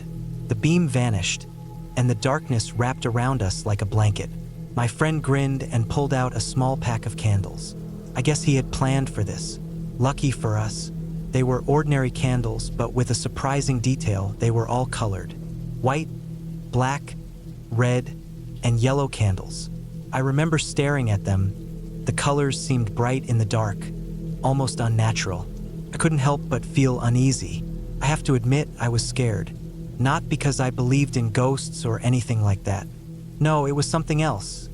Something deeper, tied to old stories my grandparents told me when I was little. They spoke of these colored candles in a kind of black magic ritual, something dark and mysterious. It's a common thing where I'm from, Brazil. People see these candles and immediately think of something bad, something evil. It's a superstition, sure, but it stuck with me. I looked at those candles in my friend's hand and felt my stomach knot. I didn't say much, but I was scared as hell. We lit the candles anyway. The flames flickered in the quiet air, casting strange shadows on the trees behind us. The colored candles glowed softly, the red one burning like a little piece of fire, the black one looking almost like a hole swallowing the light, the white candle pure and calm, and the yellow candle warm like summer sunshine. I tried to ignore the feeling crawling up my spine and went back to fishing. We sat in silence, listening to the sounds of the night: crickets chirping, leaves rustling, the distant splash of water. After a while, a sudden gust of wind rushed through the trees. It was strong, cold, and fast. The candles flickered wildly and then all went out at once. Darkness slammed back in like a wall. I froze. That was the last straw. I told my friend, "Fuck that. If you want to stay, stay. I'm leaving." I didn't want to say it out loud, but I was scared. He surprised me. He said he'd leave too. Then, quietly, he admitted he was scared as well.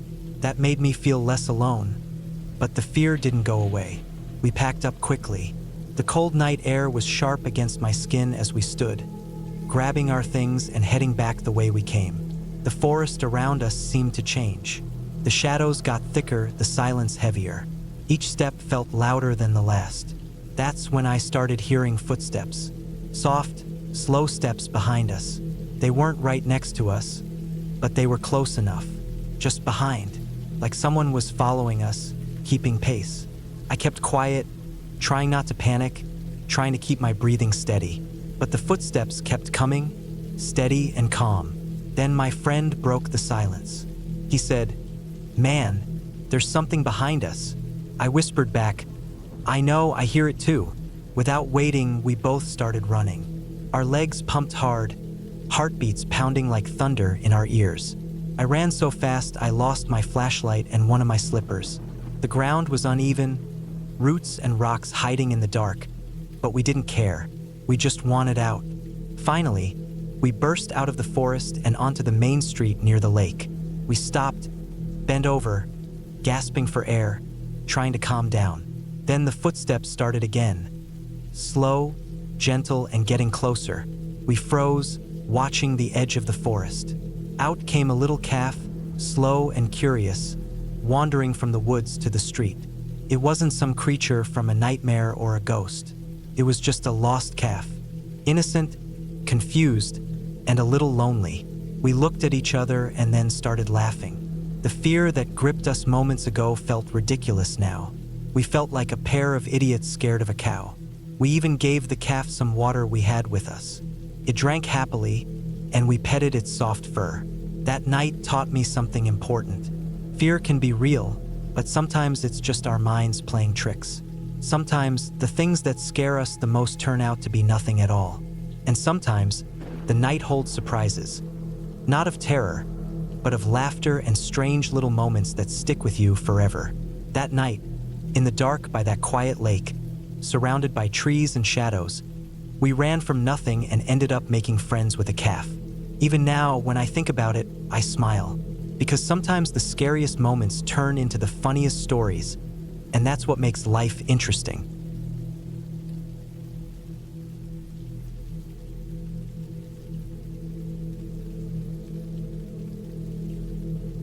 Tent camping was something my girlfriend and I used to do a lot.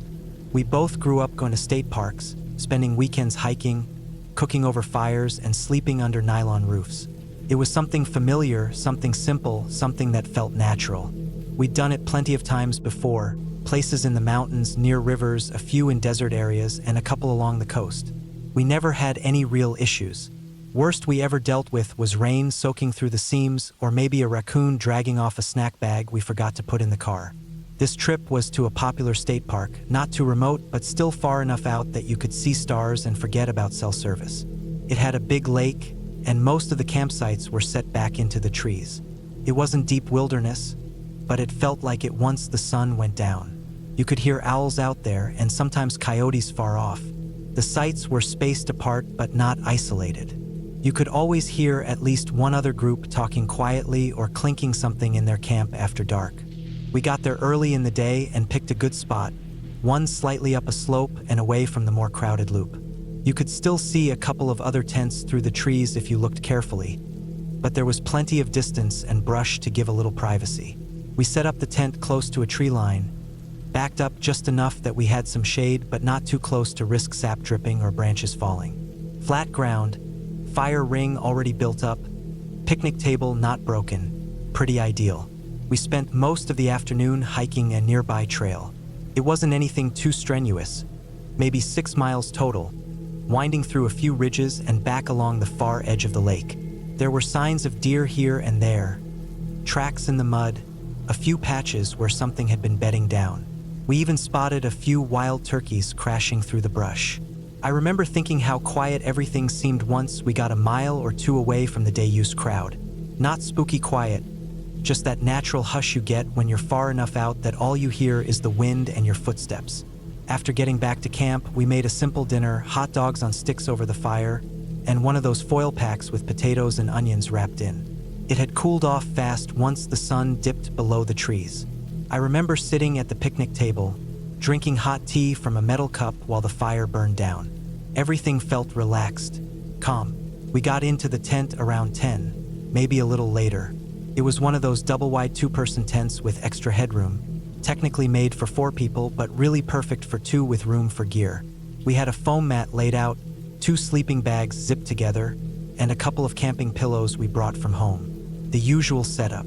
I tucked a flashlight and a pocket knife into the side pouch inside the tent, just like I always do, more out of habit than any real worry.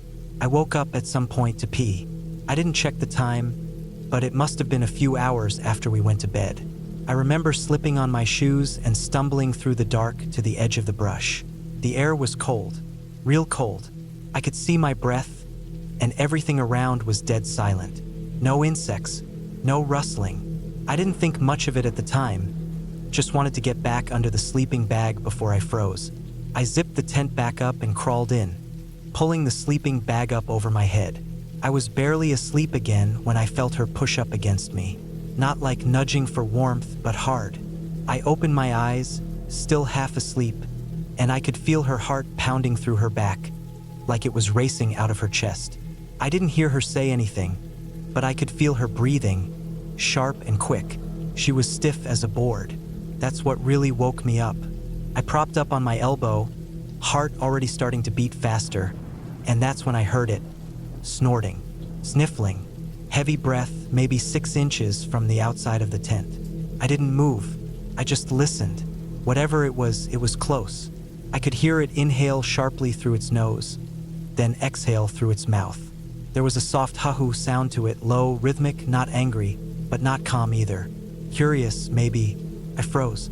First, I thought raccoon. They wander through camps all the time, but raccoons aren't that loud. This was too deep, too heavy. A bear. Probably a black bear. That made sense. They're common enough around there, usually scared of people. Not aggressive unless you give them a reason. We hadn't left any food out, and our cooler was latched up inside the car. Then it pressed its nose against the tent wall. You know how tents feel when the wind pushes on them? This wasn't wind.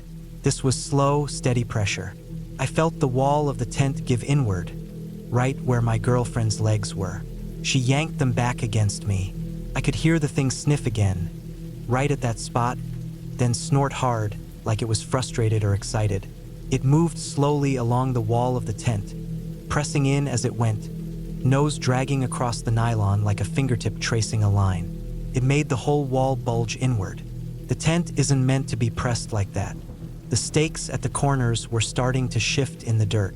I felt the fabric pull against the poles. I held my breath and tried to think. No sudden movements, no noise. If it was a bear, shouting might spook it. But it was 3 a.m, and there were other campsites nearby. Screaming or yelling would wake up the whole loop. I didn't want to cause panic. I also didn't want to lie there and do nothing while whatever it was kept pushing in, stretching the tent material further and further until it tore open. Part of me wanted to believe it wasn't a bear, but it wasn't a raccoon. It wasn't a fox or a coyote, maybe a fisher, but I've never seen one. I've heard they're bold, even, but I couldn't tell. I didn't smell anything. Bears usually have a musky smell. Wet dog, trash, sweat. This thing didn't. It got to the front of the tent right by the zipper. There was a pause. No sound, just stillness. I reached slowly for the flashlight. It was in the pouch by my head. I moved inch by inch. My fingers found the plastic. I clicked the light on and pointed it straight at the front panel of the tent. The movement stopped. Nothing moved for a solid 5 seconds. Then I heard a grunt. Short, deep, just one. Followed by soft, slow steps. Leaves crunching. Something big walking away into the trees. I lay there frozen for a long time, light still shining on the fabric. I didn't hear the thing again. Didn't smell anything. Eventually, I turned off the flashlight and lay back down, but I didn't sleep. Neither did she. We just stayed curled up together, listening to the wind and trying not to breathe too loud. By sunrise, I still hadn't slept. The tent had shifted about 3 inches from where we'd set it. One of the corner stakes had pulled completely out of the dirt. The wall had stretch marks where the animal pushed in. It didn't rip, but it was close. I got out and looked around. No tracks. Too much leaf litter. But I could see where the pine needles were flattened in a line leading off into the woods. We didn't talk much while packing up.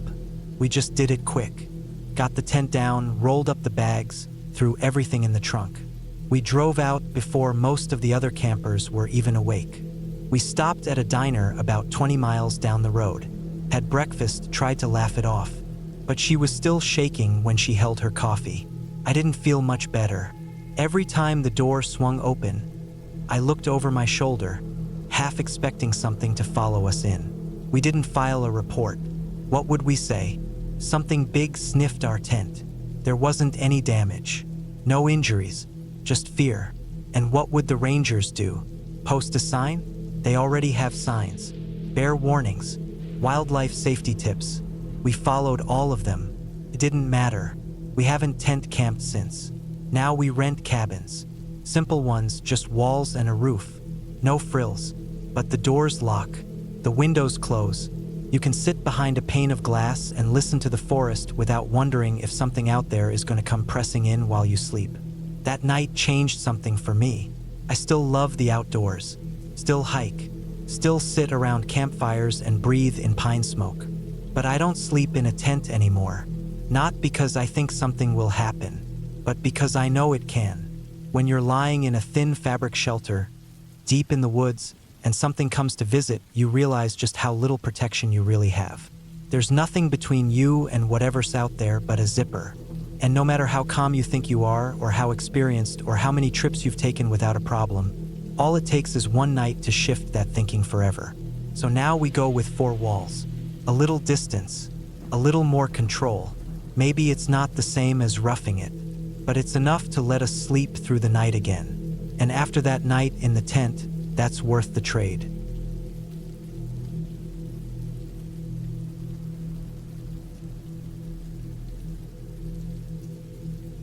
It was the summer of 2009, mid-June if I remember right, and I had taken a solo trip up to the North Unit of Theodore Roosevelt National Park.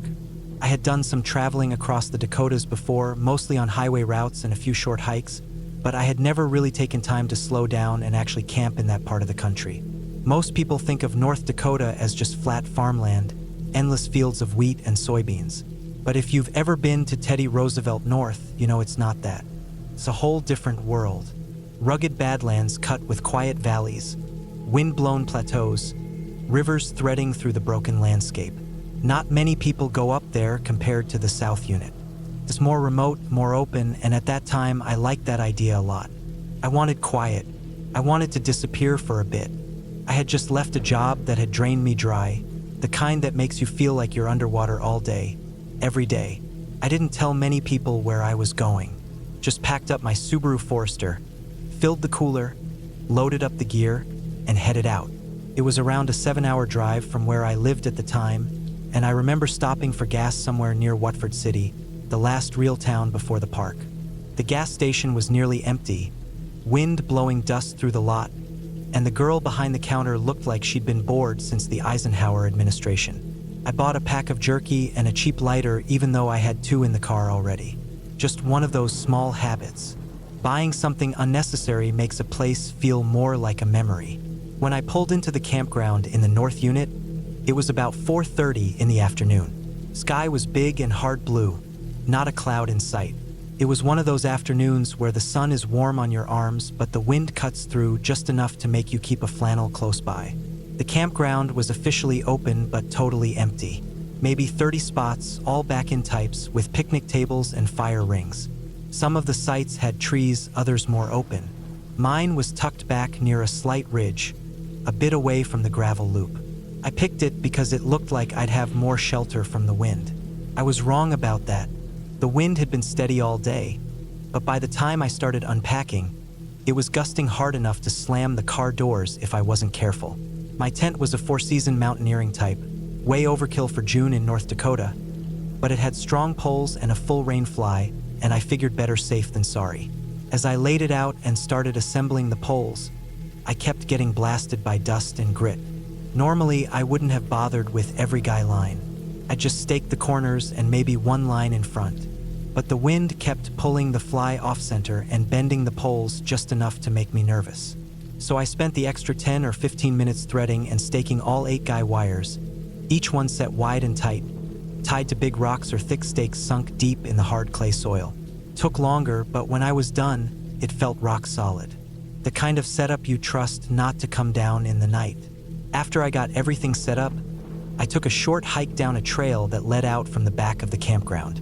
It followed the river valley for a mile or 2, with scattered cottonwoods lining the water and the badlands rising like jagged teeth in the distance. I didn't see another person the whole time, just the wind moving through the grass, the distant caw of crows, and my own boots scuffing the dirt. It was peaceful in a way that made me feel more aware of my own breathing.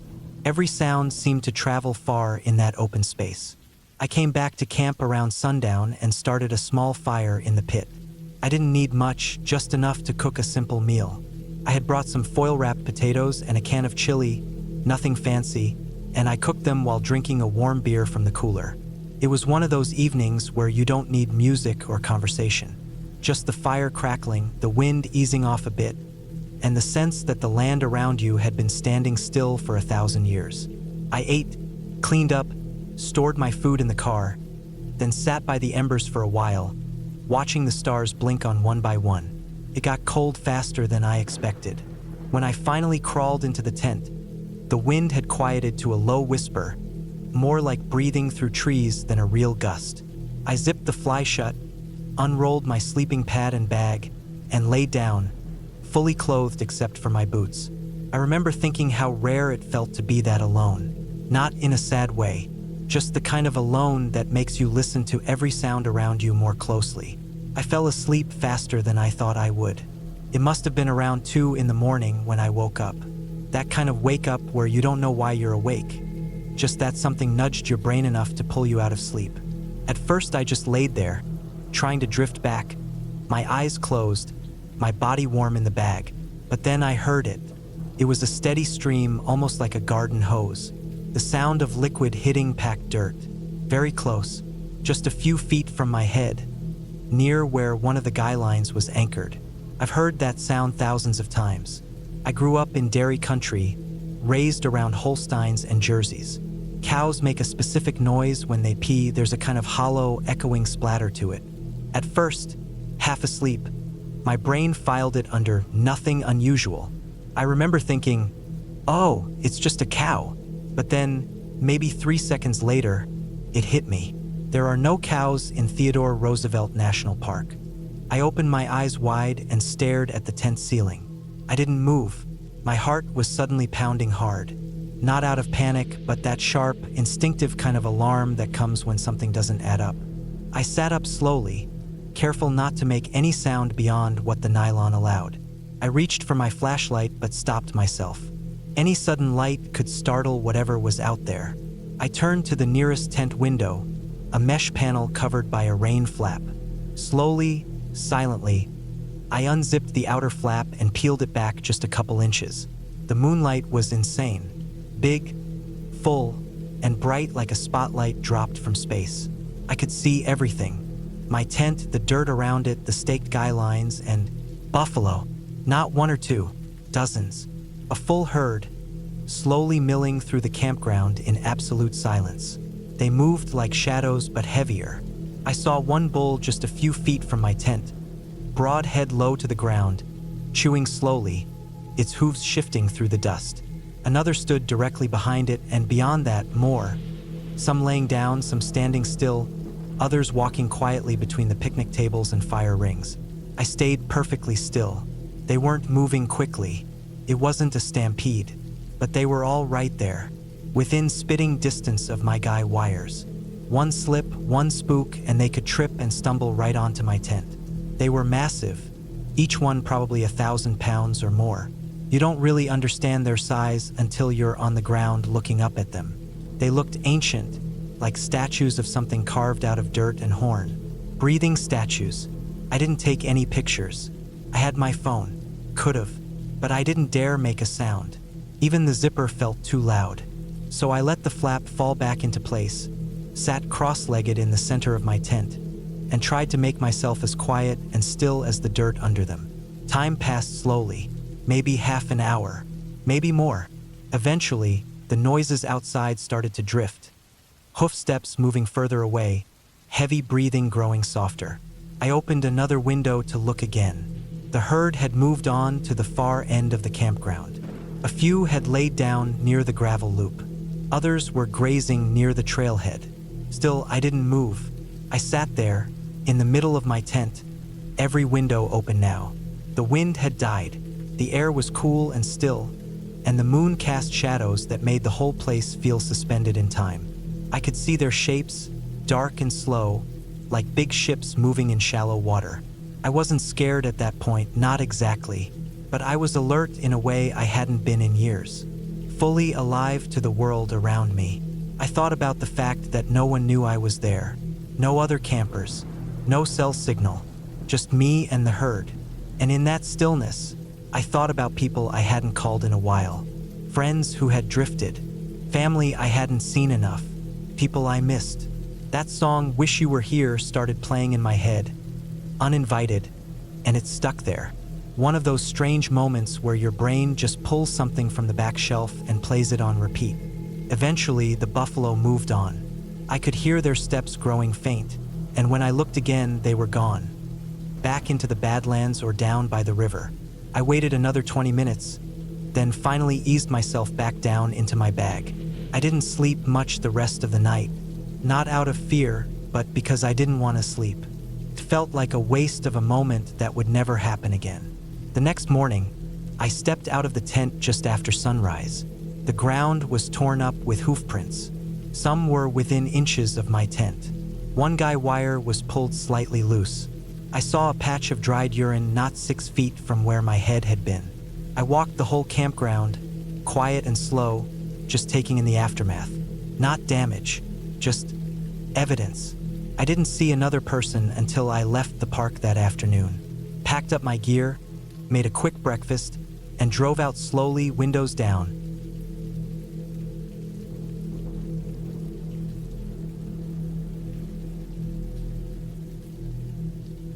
My buddy and I had been planning the Cranberry Lake 50 Loop in upstate New York for months.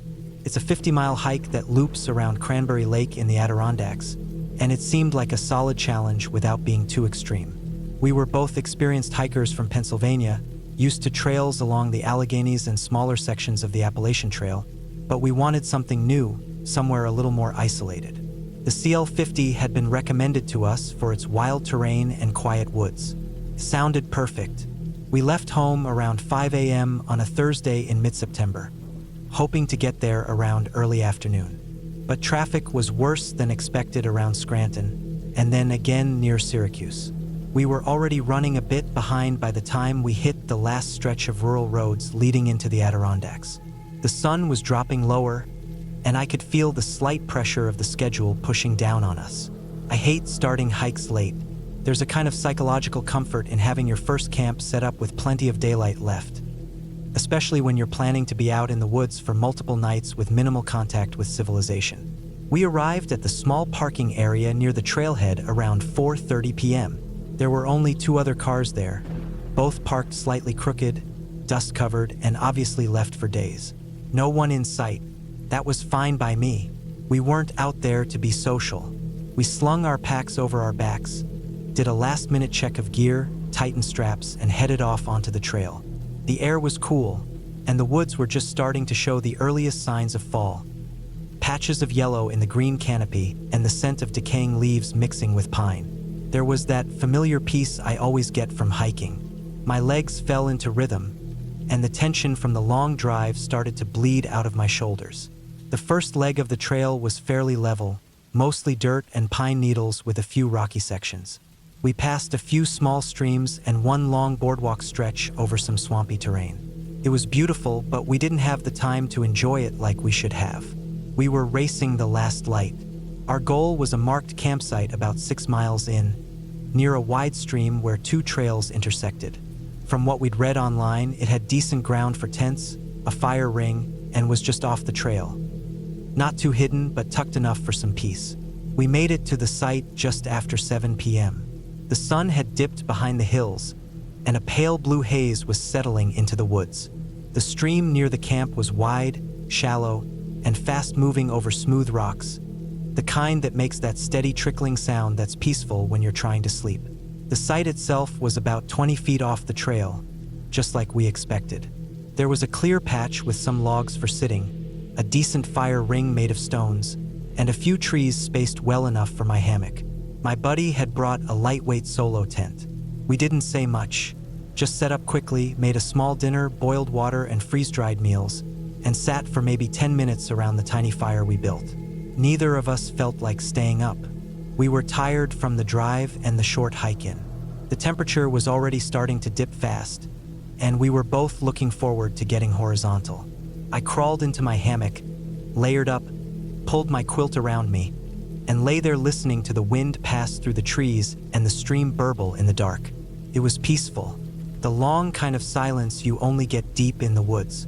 I remember thinking this is exactly what I needed. That thought didn't last long. Maybe an hour after I settled in, I heard my name being called softly from a few feet away. My eyes were closed, but I wasn't fully asleep. The kind of half-doze you fall into when your body's tired but your mind's still running. It was my buddy, his voice low and uncertain. He said he kept hearing noises outside his tent, like something big was moving around. First, I brushed it off. Deer are common. Raccoons. Even porcupines will stumble through a camp at night. Still, I knew from experience that it's better to make your presence known. So I raised my voice a little and shouted something general into the woods, just enough to let anything nearby know that humans were there. I figured that would do the trick. I rolled over, cinched my quilt tighter, and tried to drift back off. But 10, maybe 15 minutes later, I heard him again. His tent zipper had opened, and I heard him walking toward me. He said he could still hear the noise. Something bigger than a deer, he thought. Something pacing or circling. I groaned and forced myself upright. I didn't want to deal with it, but the unease in his voice made it hard to ignore. I grabbed my headlamp and flashlight, kicked off my hammock quilt, and stepped out into the cold. My boots were half-laced, and I had to finish tying them up with numb fingers. My friend was already outside his tent, wearing a light fleece and jeans, rubbing his eyes. He said whatever it was, it had moved past the fire ring and maybe toward the trail. I scanned the woods in a slow arc, sweeping the flashlight back and forth. I didn't see anything, just trees, brush, and the glint of the water off the stream. But then I caught something strange. A light up the trail, back the way we had come.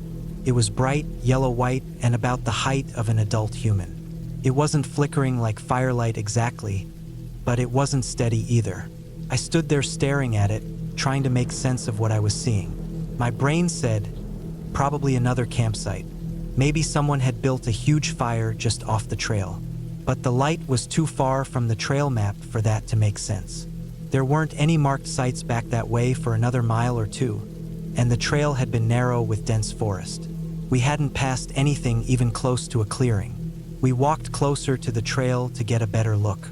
The light seemed to flicker brighter as we approached, but we still didn't hear anything.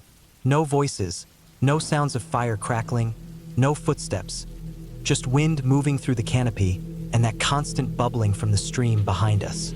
It was unsettling how quiet everything was. I flicked off my flashlight and stared directly at the light. That's when it started moving. At first, I thought it was just a trick of the eye, but then it clearly shifted to the right, paused, then came forward a little, then back again, like someone walking unsteadily. I felt my stomach tighten. It was the sort of movement that didn't match what you expect to see from a hiker with a headlamp. There was no beam, no narrow shaft of light bouncing along the trail. It was just a glow moving side to side, weaving a little. My friend glanced at me wide-eyed. I turned my flashlight back on, and the light in the distance stopped, dead still. I clicked the light off again. The light started moving again, back and forth, coming closer, slowly, like a drunk weaving his way down a dark hallway. The motion was strange, too fluid and too unpredictable.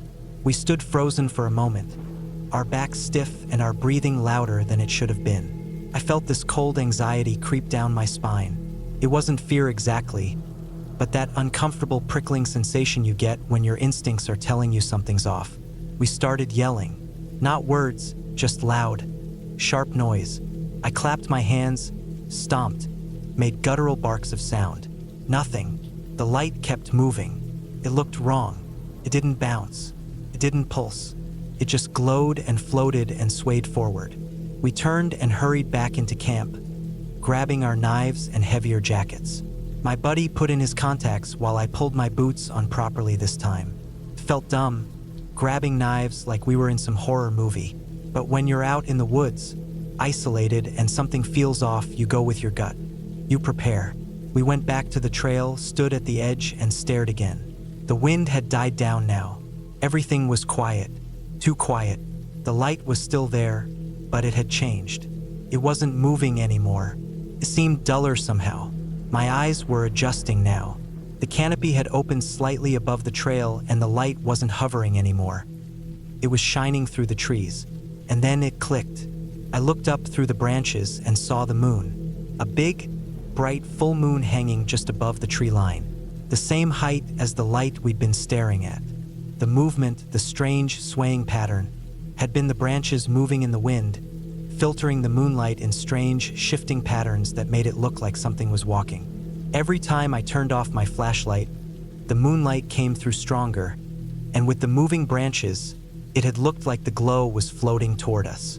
All of that fear, all that panic, and it was just the moon, just the damn moon shining through the trees in just the right way. I laughed. It was this shaky, embarrassed laugh. My buddy did the same, running a hand down his face.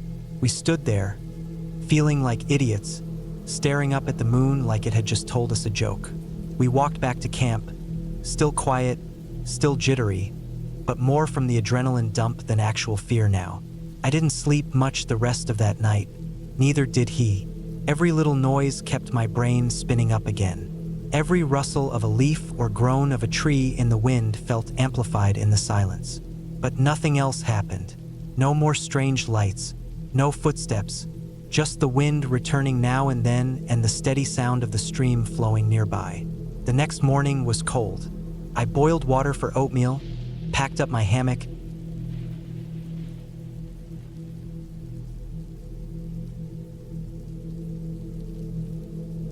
This story happened when I was about 13, back when I was in Scouts. We were camping in Joshua Tree National Monument in Southern California. For those who aren't familiar with the place, it's one of those landscapes that looks almost alien. The ground is mostly sand, dotted with scrub brush and the strange, spiky Joshua trees. There are no real trees like you might find in a forest, no soft dirt or leaves to cover your steps, and almost no water anywhere around. Big rocks scattered all over the place make the landscape feel harsh and open at the same time. The air was dry and cold at night, but during the day the sun was brutal. Our whole troop had arrived that afternoon and everyone was busy setting up their tents around the main campfire ring. It was the usual setup for Scouts. Backpacks and gear everywhere, guys trying to pitch tents, and the smell of camp stove cooking starting to fill the air. The campfire circle was kind of like the heart of the whole camp. Everyone gathered there, told stories, and shared meals. Matt and I, being 13 and wanting to feel a little independent and cool, decided to set up our tent a good distance away from the main group, about 100 feet or so. It felt like our own little base, away from the noise and light of the campfire. We picked a spot that looked flat enough on the sand and rocky ground, and we pitched our small two-person A-frame tent. The sand was coarse and uneven beneath us, but it was manageable. We staked the tent down tightly, using rocks when the stakes didn't hold well in the sand. We got inside as the sun was going down, enjoying the privacy and the quiet, though a little nervous being so far away from everyone else. As darkness settled in, everything around us started to feel different. The silence was thick, only broken by the occasional call of a distant coyote or the rustling of scrub brush in the wind. The moon wasn't full, so the darkness was heavy, making the shadows of the Joshua trees loom like strange shapes. Then we heard it. Footsteps. Not just any footsteps. These were heavy, big, adult footsteps dragging across the rough sand and rocks. We heard the crunch and scrape of gravel under a heavy sole. At first, we thought it was just one of the troop leaders coming to check on us or maybe trying to scare us a bit. Mr. McBird, our camp leader, was known for his jokes. So Matt called out, "Mr. McBird?" just to tease him, but no reply. The footsteps got closer, then stopped. Matt whispered, "That's weird. Where did they stop?" We froze, listening hard. The footsteps never seemed to move away from our tent, nor did they start again from the same place. It was like someone was there one moment and gone the next, but without moving from the spot. It didn't make sense. We called out again, this time louder. "Joe?" That was my older brother's name. He was camping with the troop too back at the fire ring. A voice answered, "Definitely Joe," but from far away down at the campfire, not near us. That's when the panic started to set in. We called out to others, Mr. McBird, Joe, Matt's dad, anyone we could think of. But the voices came back from far away, right by the campfire circle. Too far for anyone to have run from near our tent to the fire circle so quickly, and without us hearing footsteps the whole way. Then it hit us. The footsteps near our tent weren't anyone from our troop. Nobody was out there except us. We knew because everyone else was accounted for. The little kids had gone to sleep, and they wouldn't be making those heavy footsteps anyway. No one else was supposed to be out in that desert at night. We were trapped inside our small tent, terrified to peek outside. Matt and I were both shaking, our hearts pounding in the silence. The footsteps came again, loud and heavy, then stopped. We dared not move. After a while, we convinced Joe to come over and check it out. He walked the area between our tent and the campfire, looking for anything unusual. He didn't see anything. No tracks, no animals, no people. He climbed into the tent with us, making it feel a little safer. For about 5 minutes, we sat silently, waiting, the night stretching around us. Then the footsteps came back, but these were different. They weren't heavy this time. They sounded lighter, softer, almost like a smaller person or animal walking on the gravel. They came close, maybe 15 feet away. Joe poked his head out, squinting into the dark. Nothing. No sign of anyone, no shape or shadow moving. The sand was rough and coarse, and if there were footprints, they'd show clearly. But none appeared. The footsteps repeated a few more times, coming close to the tent, maybe even within 5 feet. Joe kept jumping out to look, shining his flashlight around. Every time, nothing. We spent what felt like an hour listening to these strange sounds, too scared to sleep, too confused to move. Joe finally gave up, saying it was probably a small animal. He went back to his tent. Matt and I stayed inside, tense and alert. The heavier footsteps never returned, but the softer ones kept coming, circling, staying at a distance. Eventually, exhaustion won over fear. We fell asleep, still uneasy. The next morning, we looked around carefully for footprints or signs of what had been there. There was nothing. No tracks, no disturbed sand. The only footprints were ours, the ones we'd made setting up the tent. We asked everyone if anyone had played a trick on us, but no one admitted to anything. No one else had heard the footsteps. Nobody had snuck away from the campfire. We never figured out what it was. Maybe it was a wild animal, a coyote, or something else with heavy paws. But the footsteps were too distinct, sounding exactly like a human walking in heavy boots. And animals don't answer when you call their names. Maybe a kid from a nearby campsite, but the area was remote and no one else was around that night. The weirdest part was how the footsteps stopped right outside our tent, and then vanished. No tracks leading away, no rustling bushes, no noises of movement away from us. That night in Joshua Tree left me uneasy for a long time. It wasn't the usual camping fear of the dark or animals or the desert's cold. It was the feeling that someone or something was watching, circling, waiting just beyond the thin walls of our tent, close enough to hear our breaths. A feeling that no matter how many times we checked, no one would ever be there when we looked. Even now, years later, I can still hear those footsteps in my mind. The crunch of gravel, the pause, the silence that followed. And I know we weren't alone out there. But whatever it was, it never came closer, and it never came back. Joshua Tree is a harsh place, and that night, it was colder and darker than any place I've ever been.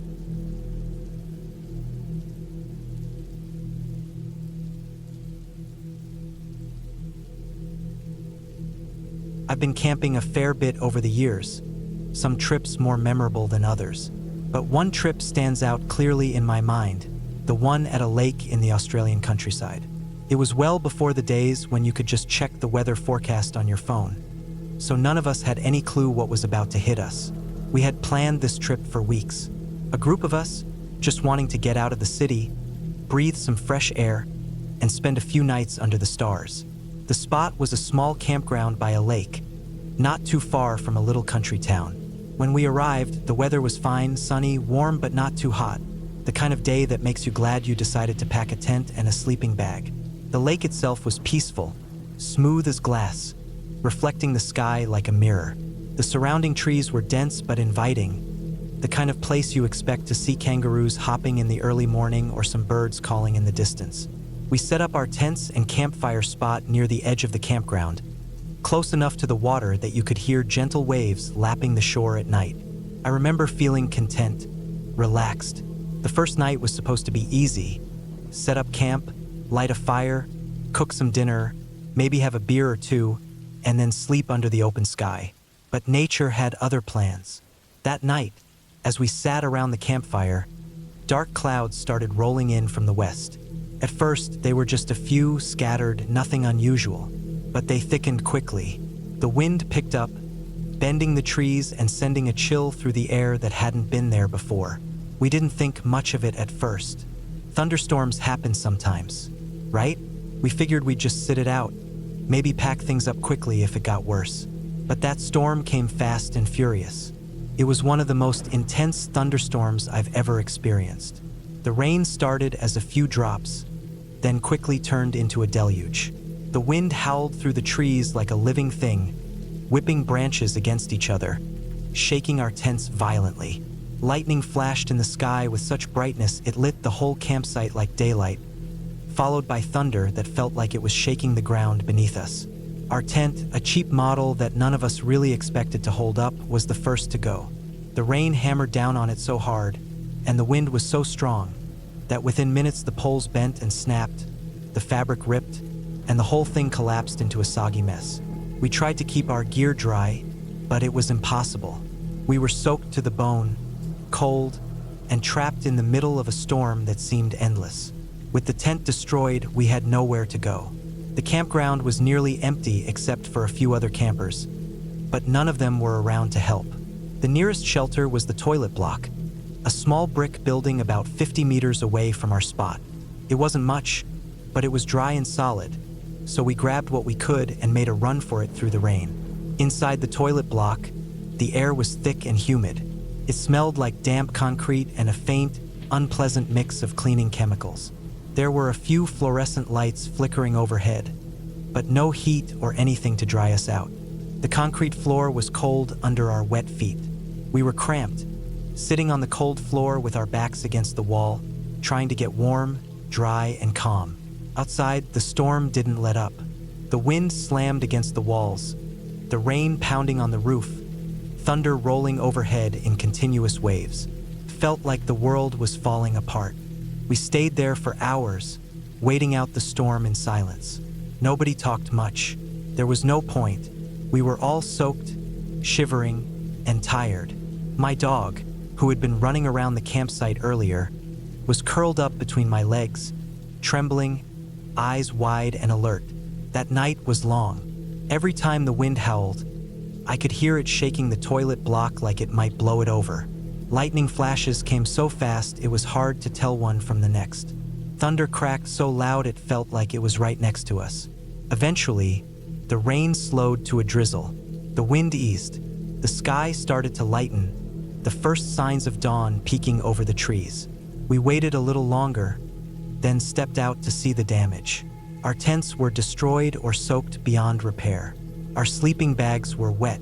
The ground was a swamp of mud and puddles.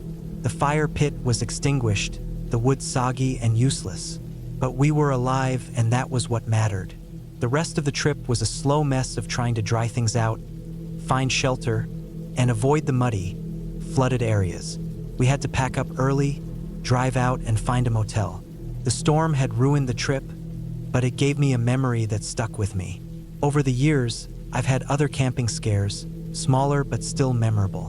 One time, my dog barked nonstop at noises rustling in the bushes. I was lying in my tent, trying to fall asleep, and every snap or crack of a twig had my heart beating faster. I could never quite tell what was out there. Maybe a wallaby or a possum or something else, but it was enough to keep me awake. On a trip to Canada, I had a nap on a little island in a lake, lying in the sun with my dog nearby. I woke up to feel something crawling on my face. It was a mouse, somehow making its way over me. That was a surprise, and I jumped up, shaking my head. The mouse was long gone, but it made me double-check my surroundings. Another time, while hammock camping by a river, a storm rolled in unexpectedly. I had my tarp set up overhead, but my dog refused to get into the hammock with me. The rain soaked us both anyway. The river started rising, and I realized we might have to move, but the night passed without incident. Still, none of those scares compared to that first night at the lake in Australia. What made that night so scary wasn't just the storm. It was the feeling of being so vulnerable. No solid shelter, no way to control the weather, no phone to call for help. Just a group of people, wet and cold, squeezed into a tiny concrete room with the noise of the storm all around us. It reminded me that out in the wild, no matter how prepared you think you are, nature always has the upper hand. You can't control it. You can only respect it and try to be ready. After that trip, I always made sure to bring a better tent, extra tarps, waterproof bags, and more layers of clothing. I learned to check the sky more carefully, to listen for changes in the wind, and to have a plan for shelter if things went wrong. Camping can be amazing, peaceful, beautiful, a chance to disconnect, but it can also be unforgiving. That storm taught me that lesson the hard way, and it's a lesson I never forgot.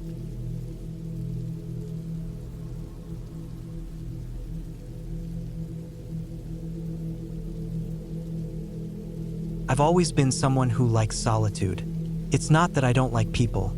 It's just that I get a certain kind of peace when I'm out in the wild alone, away from the hum of towns and the dull roar of traffic and voices. I find it comforting to only hear water lapping at the hull of a kayak or the creak of trees in the wind. So every few months, I make it a point to head off solo, sometimes deep into the woods, sometimes into open desert, and in this case, into a swamp. This trip was kind of impulsive. I hadn't done enough research, and that's on me. I'd been reading about the Atchafalaya Basin for a while. A massive swath of interconnected rivers, swamps, bayous, and lakes that stretch across a good chunk of southern Louisiana. It's one of those places where land and water blur, where you can't tell what's solid ground and what's just another slick, muddy channel pretending to be earth. The place is alive, loud, humid, and filled with more wildlife than you'd expect to encounter in most places. I don't mean bears or elk. I mean snakes, gators, bugs, giant catfish, birds that scream in the night. I picked a spot near Butte La Rose, which is almost dead center under the long bridge that runs through the middle of the basin. I parked my car at the landing and loaded up my kayak. I brought a sit-on-top style, which was a godsend later that night, but at the time, I only chose it because it was lightweight and easier to carry. I packed light, just a dry bag with freeze-dried meals, a hammock tent, water, flashlight, small knife, extra shirt, bug spray, and a thin sleeping bag. I had a compass and a paper map stuffed into a Ziploc, and my phone in a waterproof case. That was it. The sun was still high when I shoved off into the water and paddled east toward Henderson Swamp. I remember how still everything was despite the wildlife. There were birds calling to each other, frogs somewhere in the distance, the occasional fish breaking the surface, but everything felt muffled by the thick, wet air. The cypress trees stood tall like old, drowned sentries, their knees poking up out of the water like broken fingers. Spanish moss dangled from the branches in every direction, and I paddled through corridors that felt more like tunnels than open space. I didn't really have a destination. I just wanted to find a spot far enough from people to sleep without hearing anyone else. After maybe an hour or so of paddling, I found a wide stretch of water between two clusters of trees that looked good. One of the trees was clearly rotting, soft on one side with bark flaking off in clumps, but the other looked strong enough. I tied one end of my hammock tent to the solid-looking tree, and the other end, unfortunately, to the softer, rotting one. I gave it a tug test. It held. That was the mistake right there. I should have backed off and looked for another anchor, but I was tired, sweaty, and starting to get bitten through my shirt by mosquitoes. I wanted off the kayak. I climbed into the hammock and zipped myself in. It swayed gently above the water, maybe a foot or two above the surface.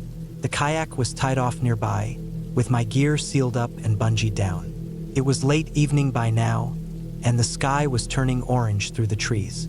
The air buzzed with insects. Birds shrieked and something crashed through water not far from me. Probably a nutria or a fish.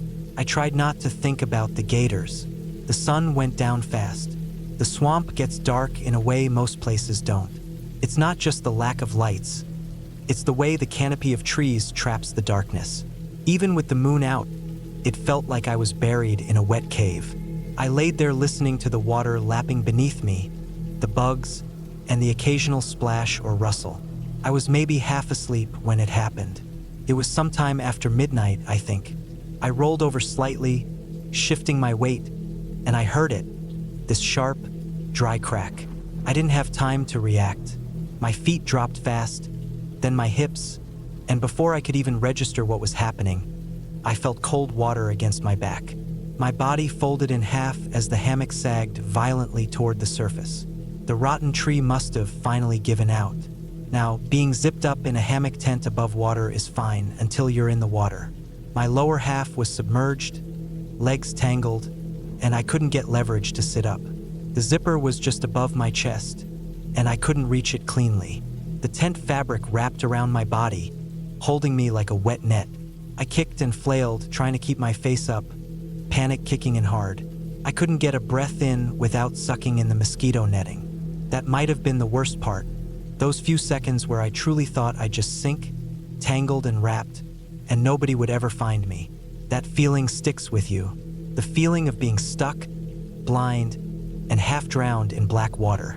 My arms were shaking, and I finally managed to tear the zipper downward with enough force that the net split. I shoved my arms out and pulled myself upward enough to suck in air. I pushed out of the hammock and kicked my legs, trying to twist out of the tent fabric. Something slimy brushed past my calf. I didn't look down. I didn't want to know. Probably a fish. Maybe not. The thought of a gator being attracted to my noise was burning in my mind like a warning flare. I climbed onto the kayak. It nearly flipped with my weight, but I got on, laying flat on my stomach, soaked through, breathing like I just escaped a fire. My hands were shaking, my heart pounding, and my legs felt like they weren't even attached to me anymore. I looked back at the hammock, half of it now submerged, sagging in the middle, like some kind of torn fishing net hung between the trees. The rotting tree had splintered and fallen into the water, and the end of my hammock was just barely hanging on to a splintered stub. I sat there for a minute, maybe 5, I don't know. I just kept looking around, listening for anything that didn't sound like water or bugs. Every splash felt like a threat. The idea of gators wasn't hypothetical anymore. I knew they were out there. I hadn't seen any, sure, but that didn't matter. Just because you don't see something doesn't mean it's not nearby. I pulled my bag off the side of the kayak and started checking things.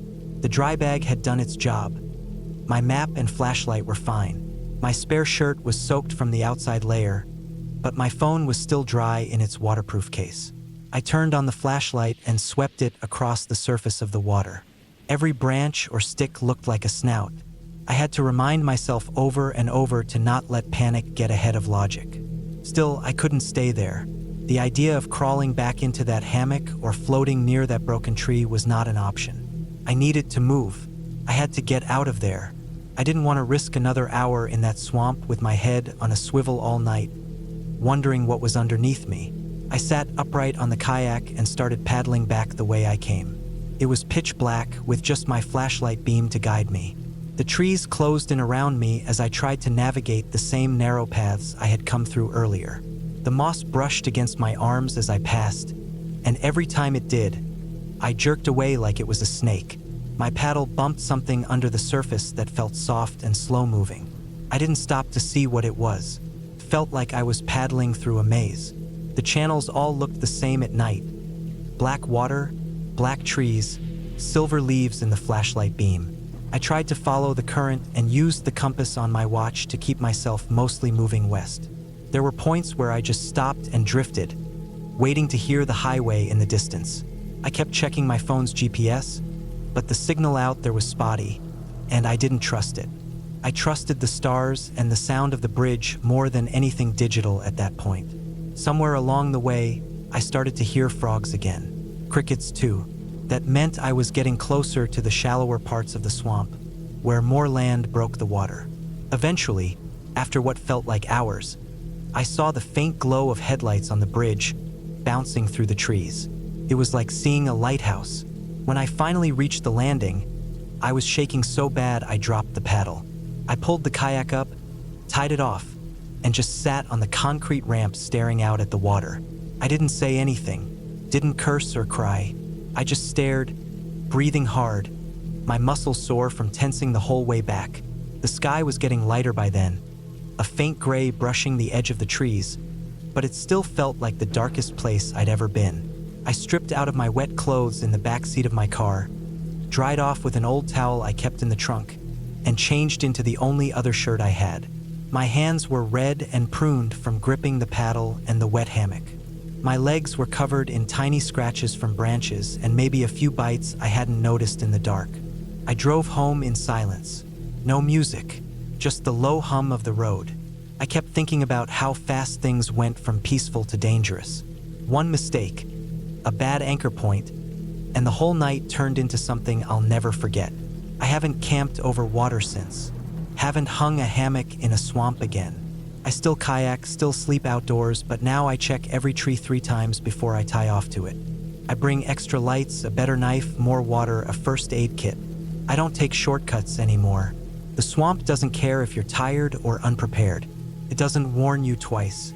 And even though I never saw a gator that night, I felt them. Not directly, but in the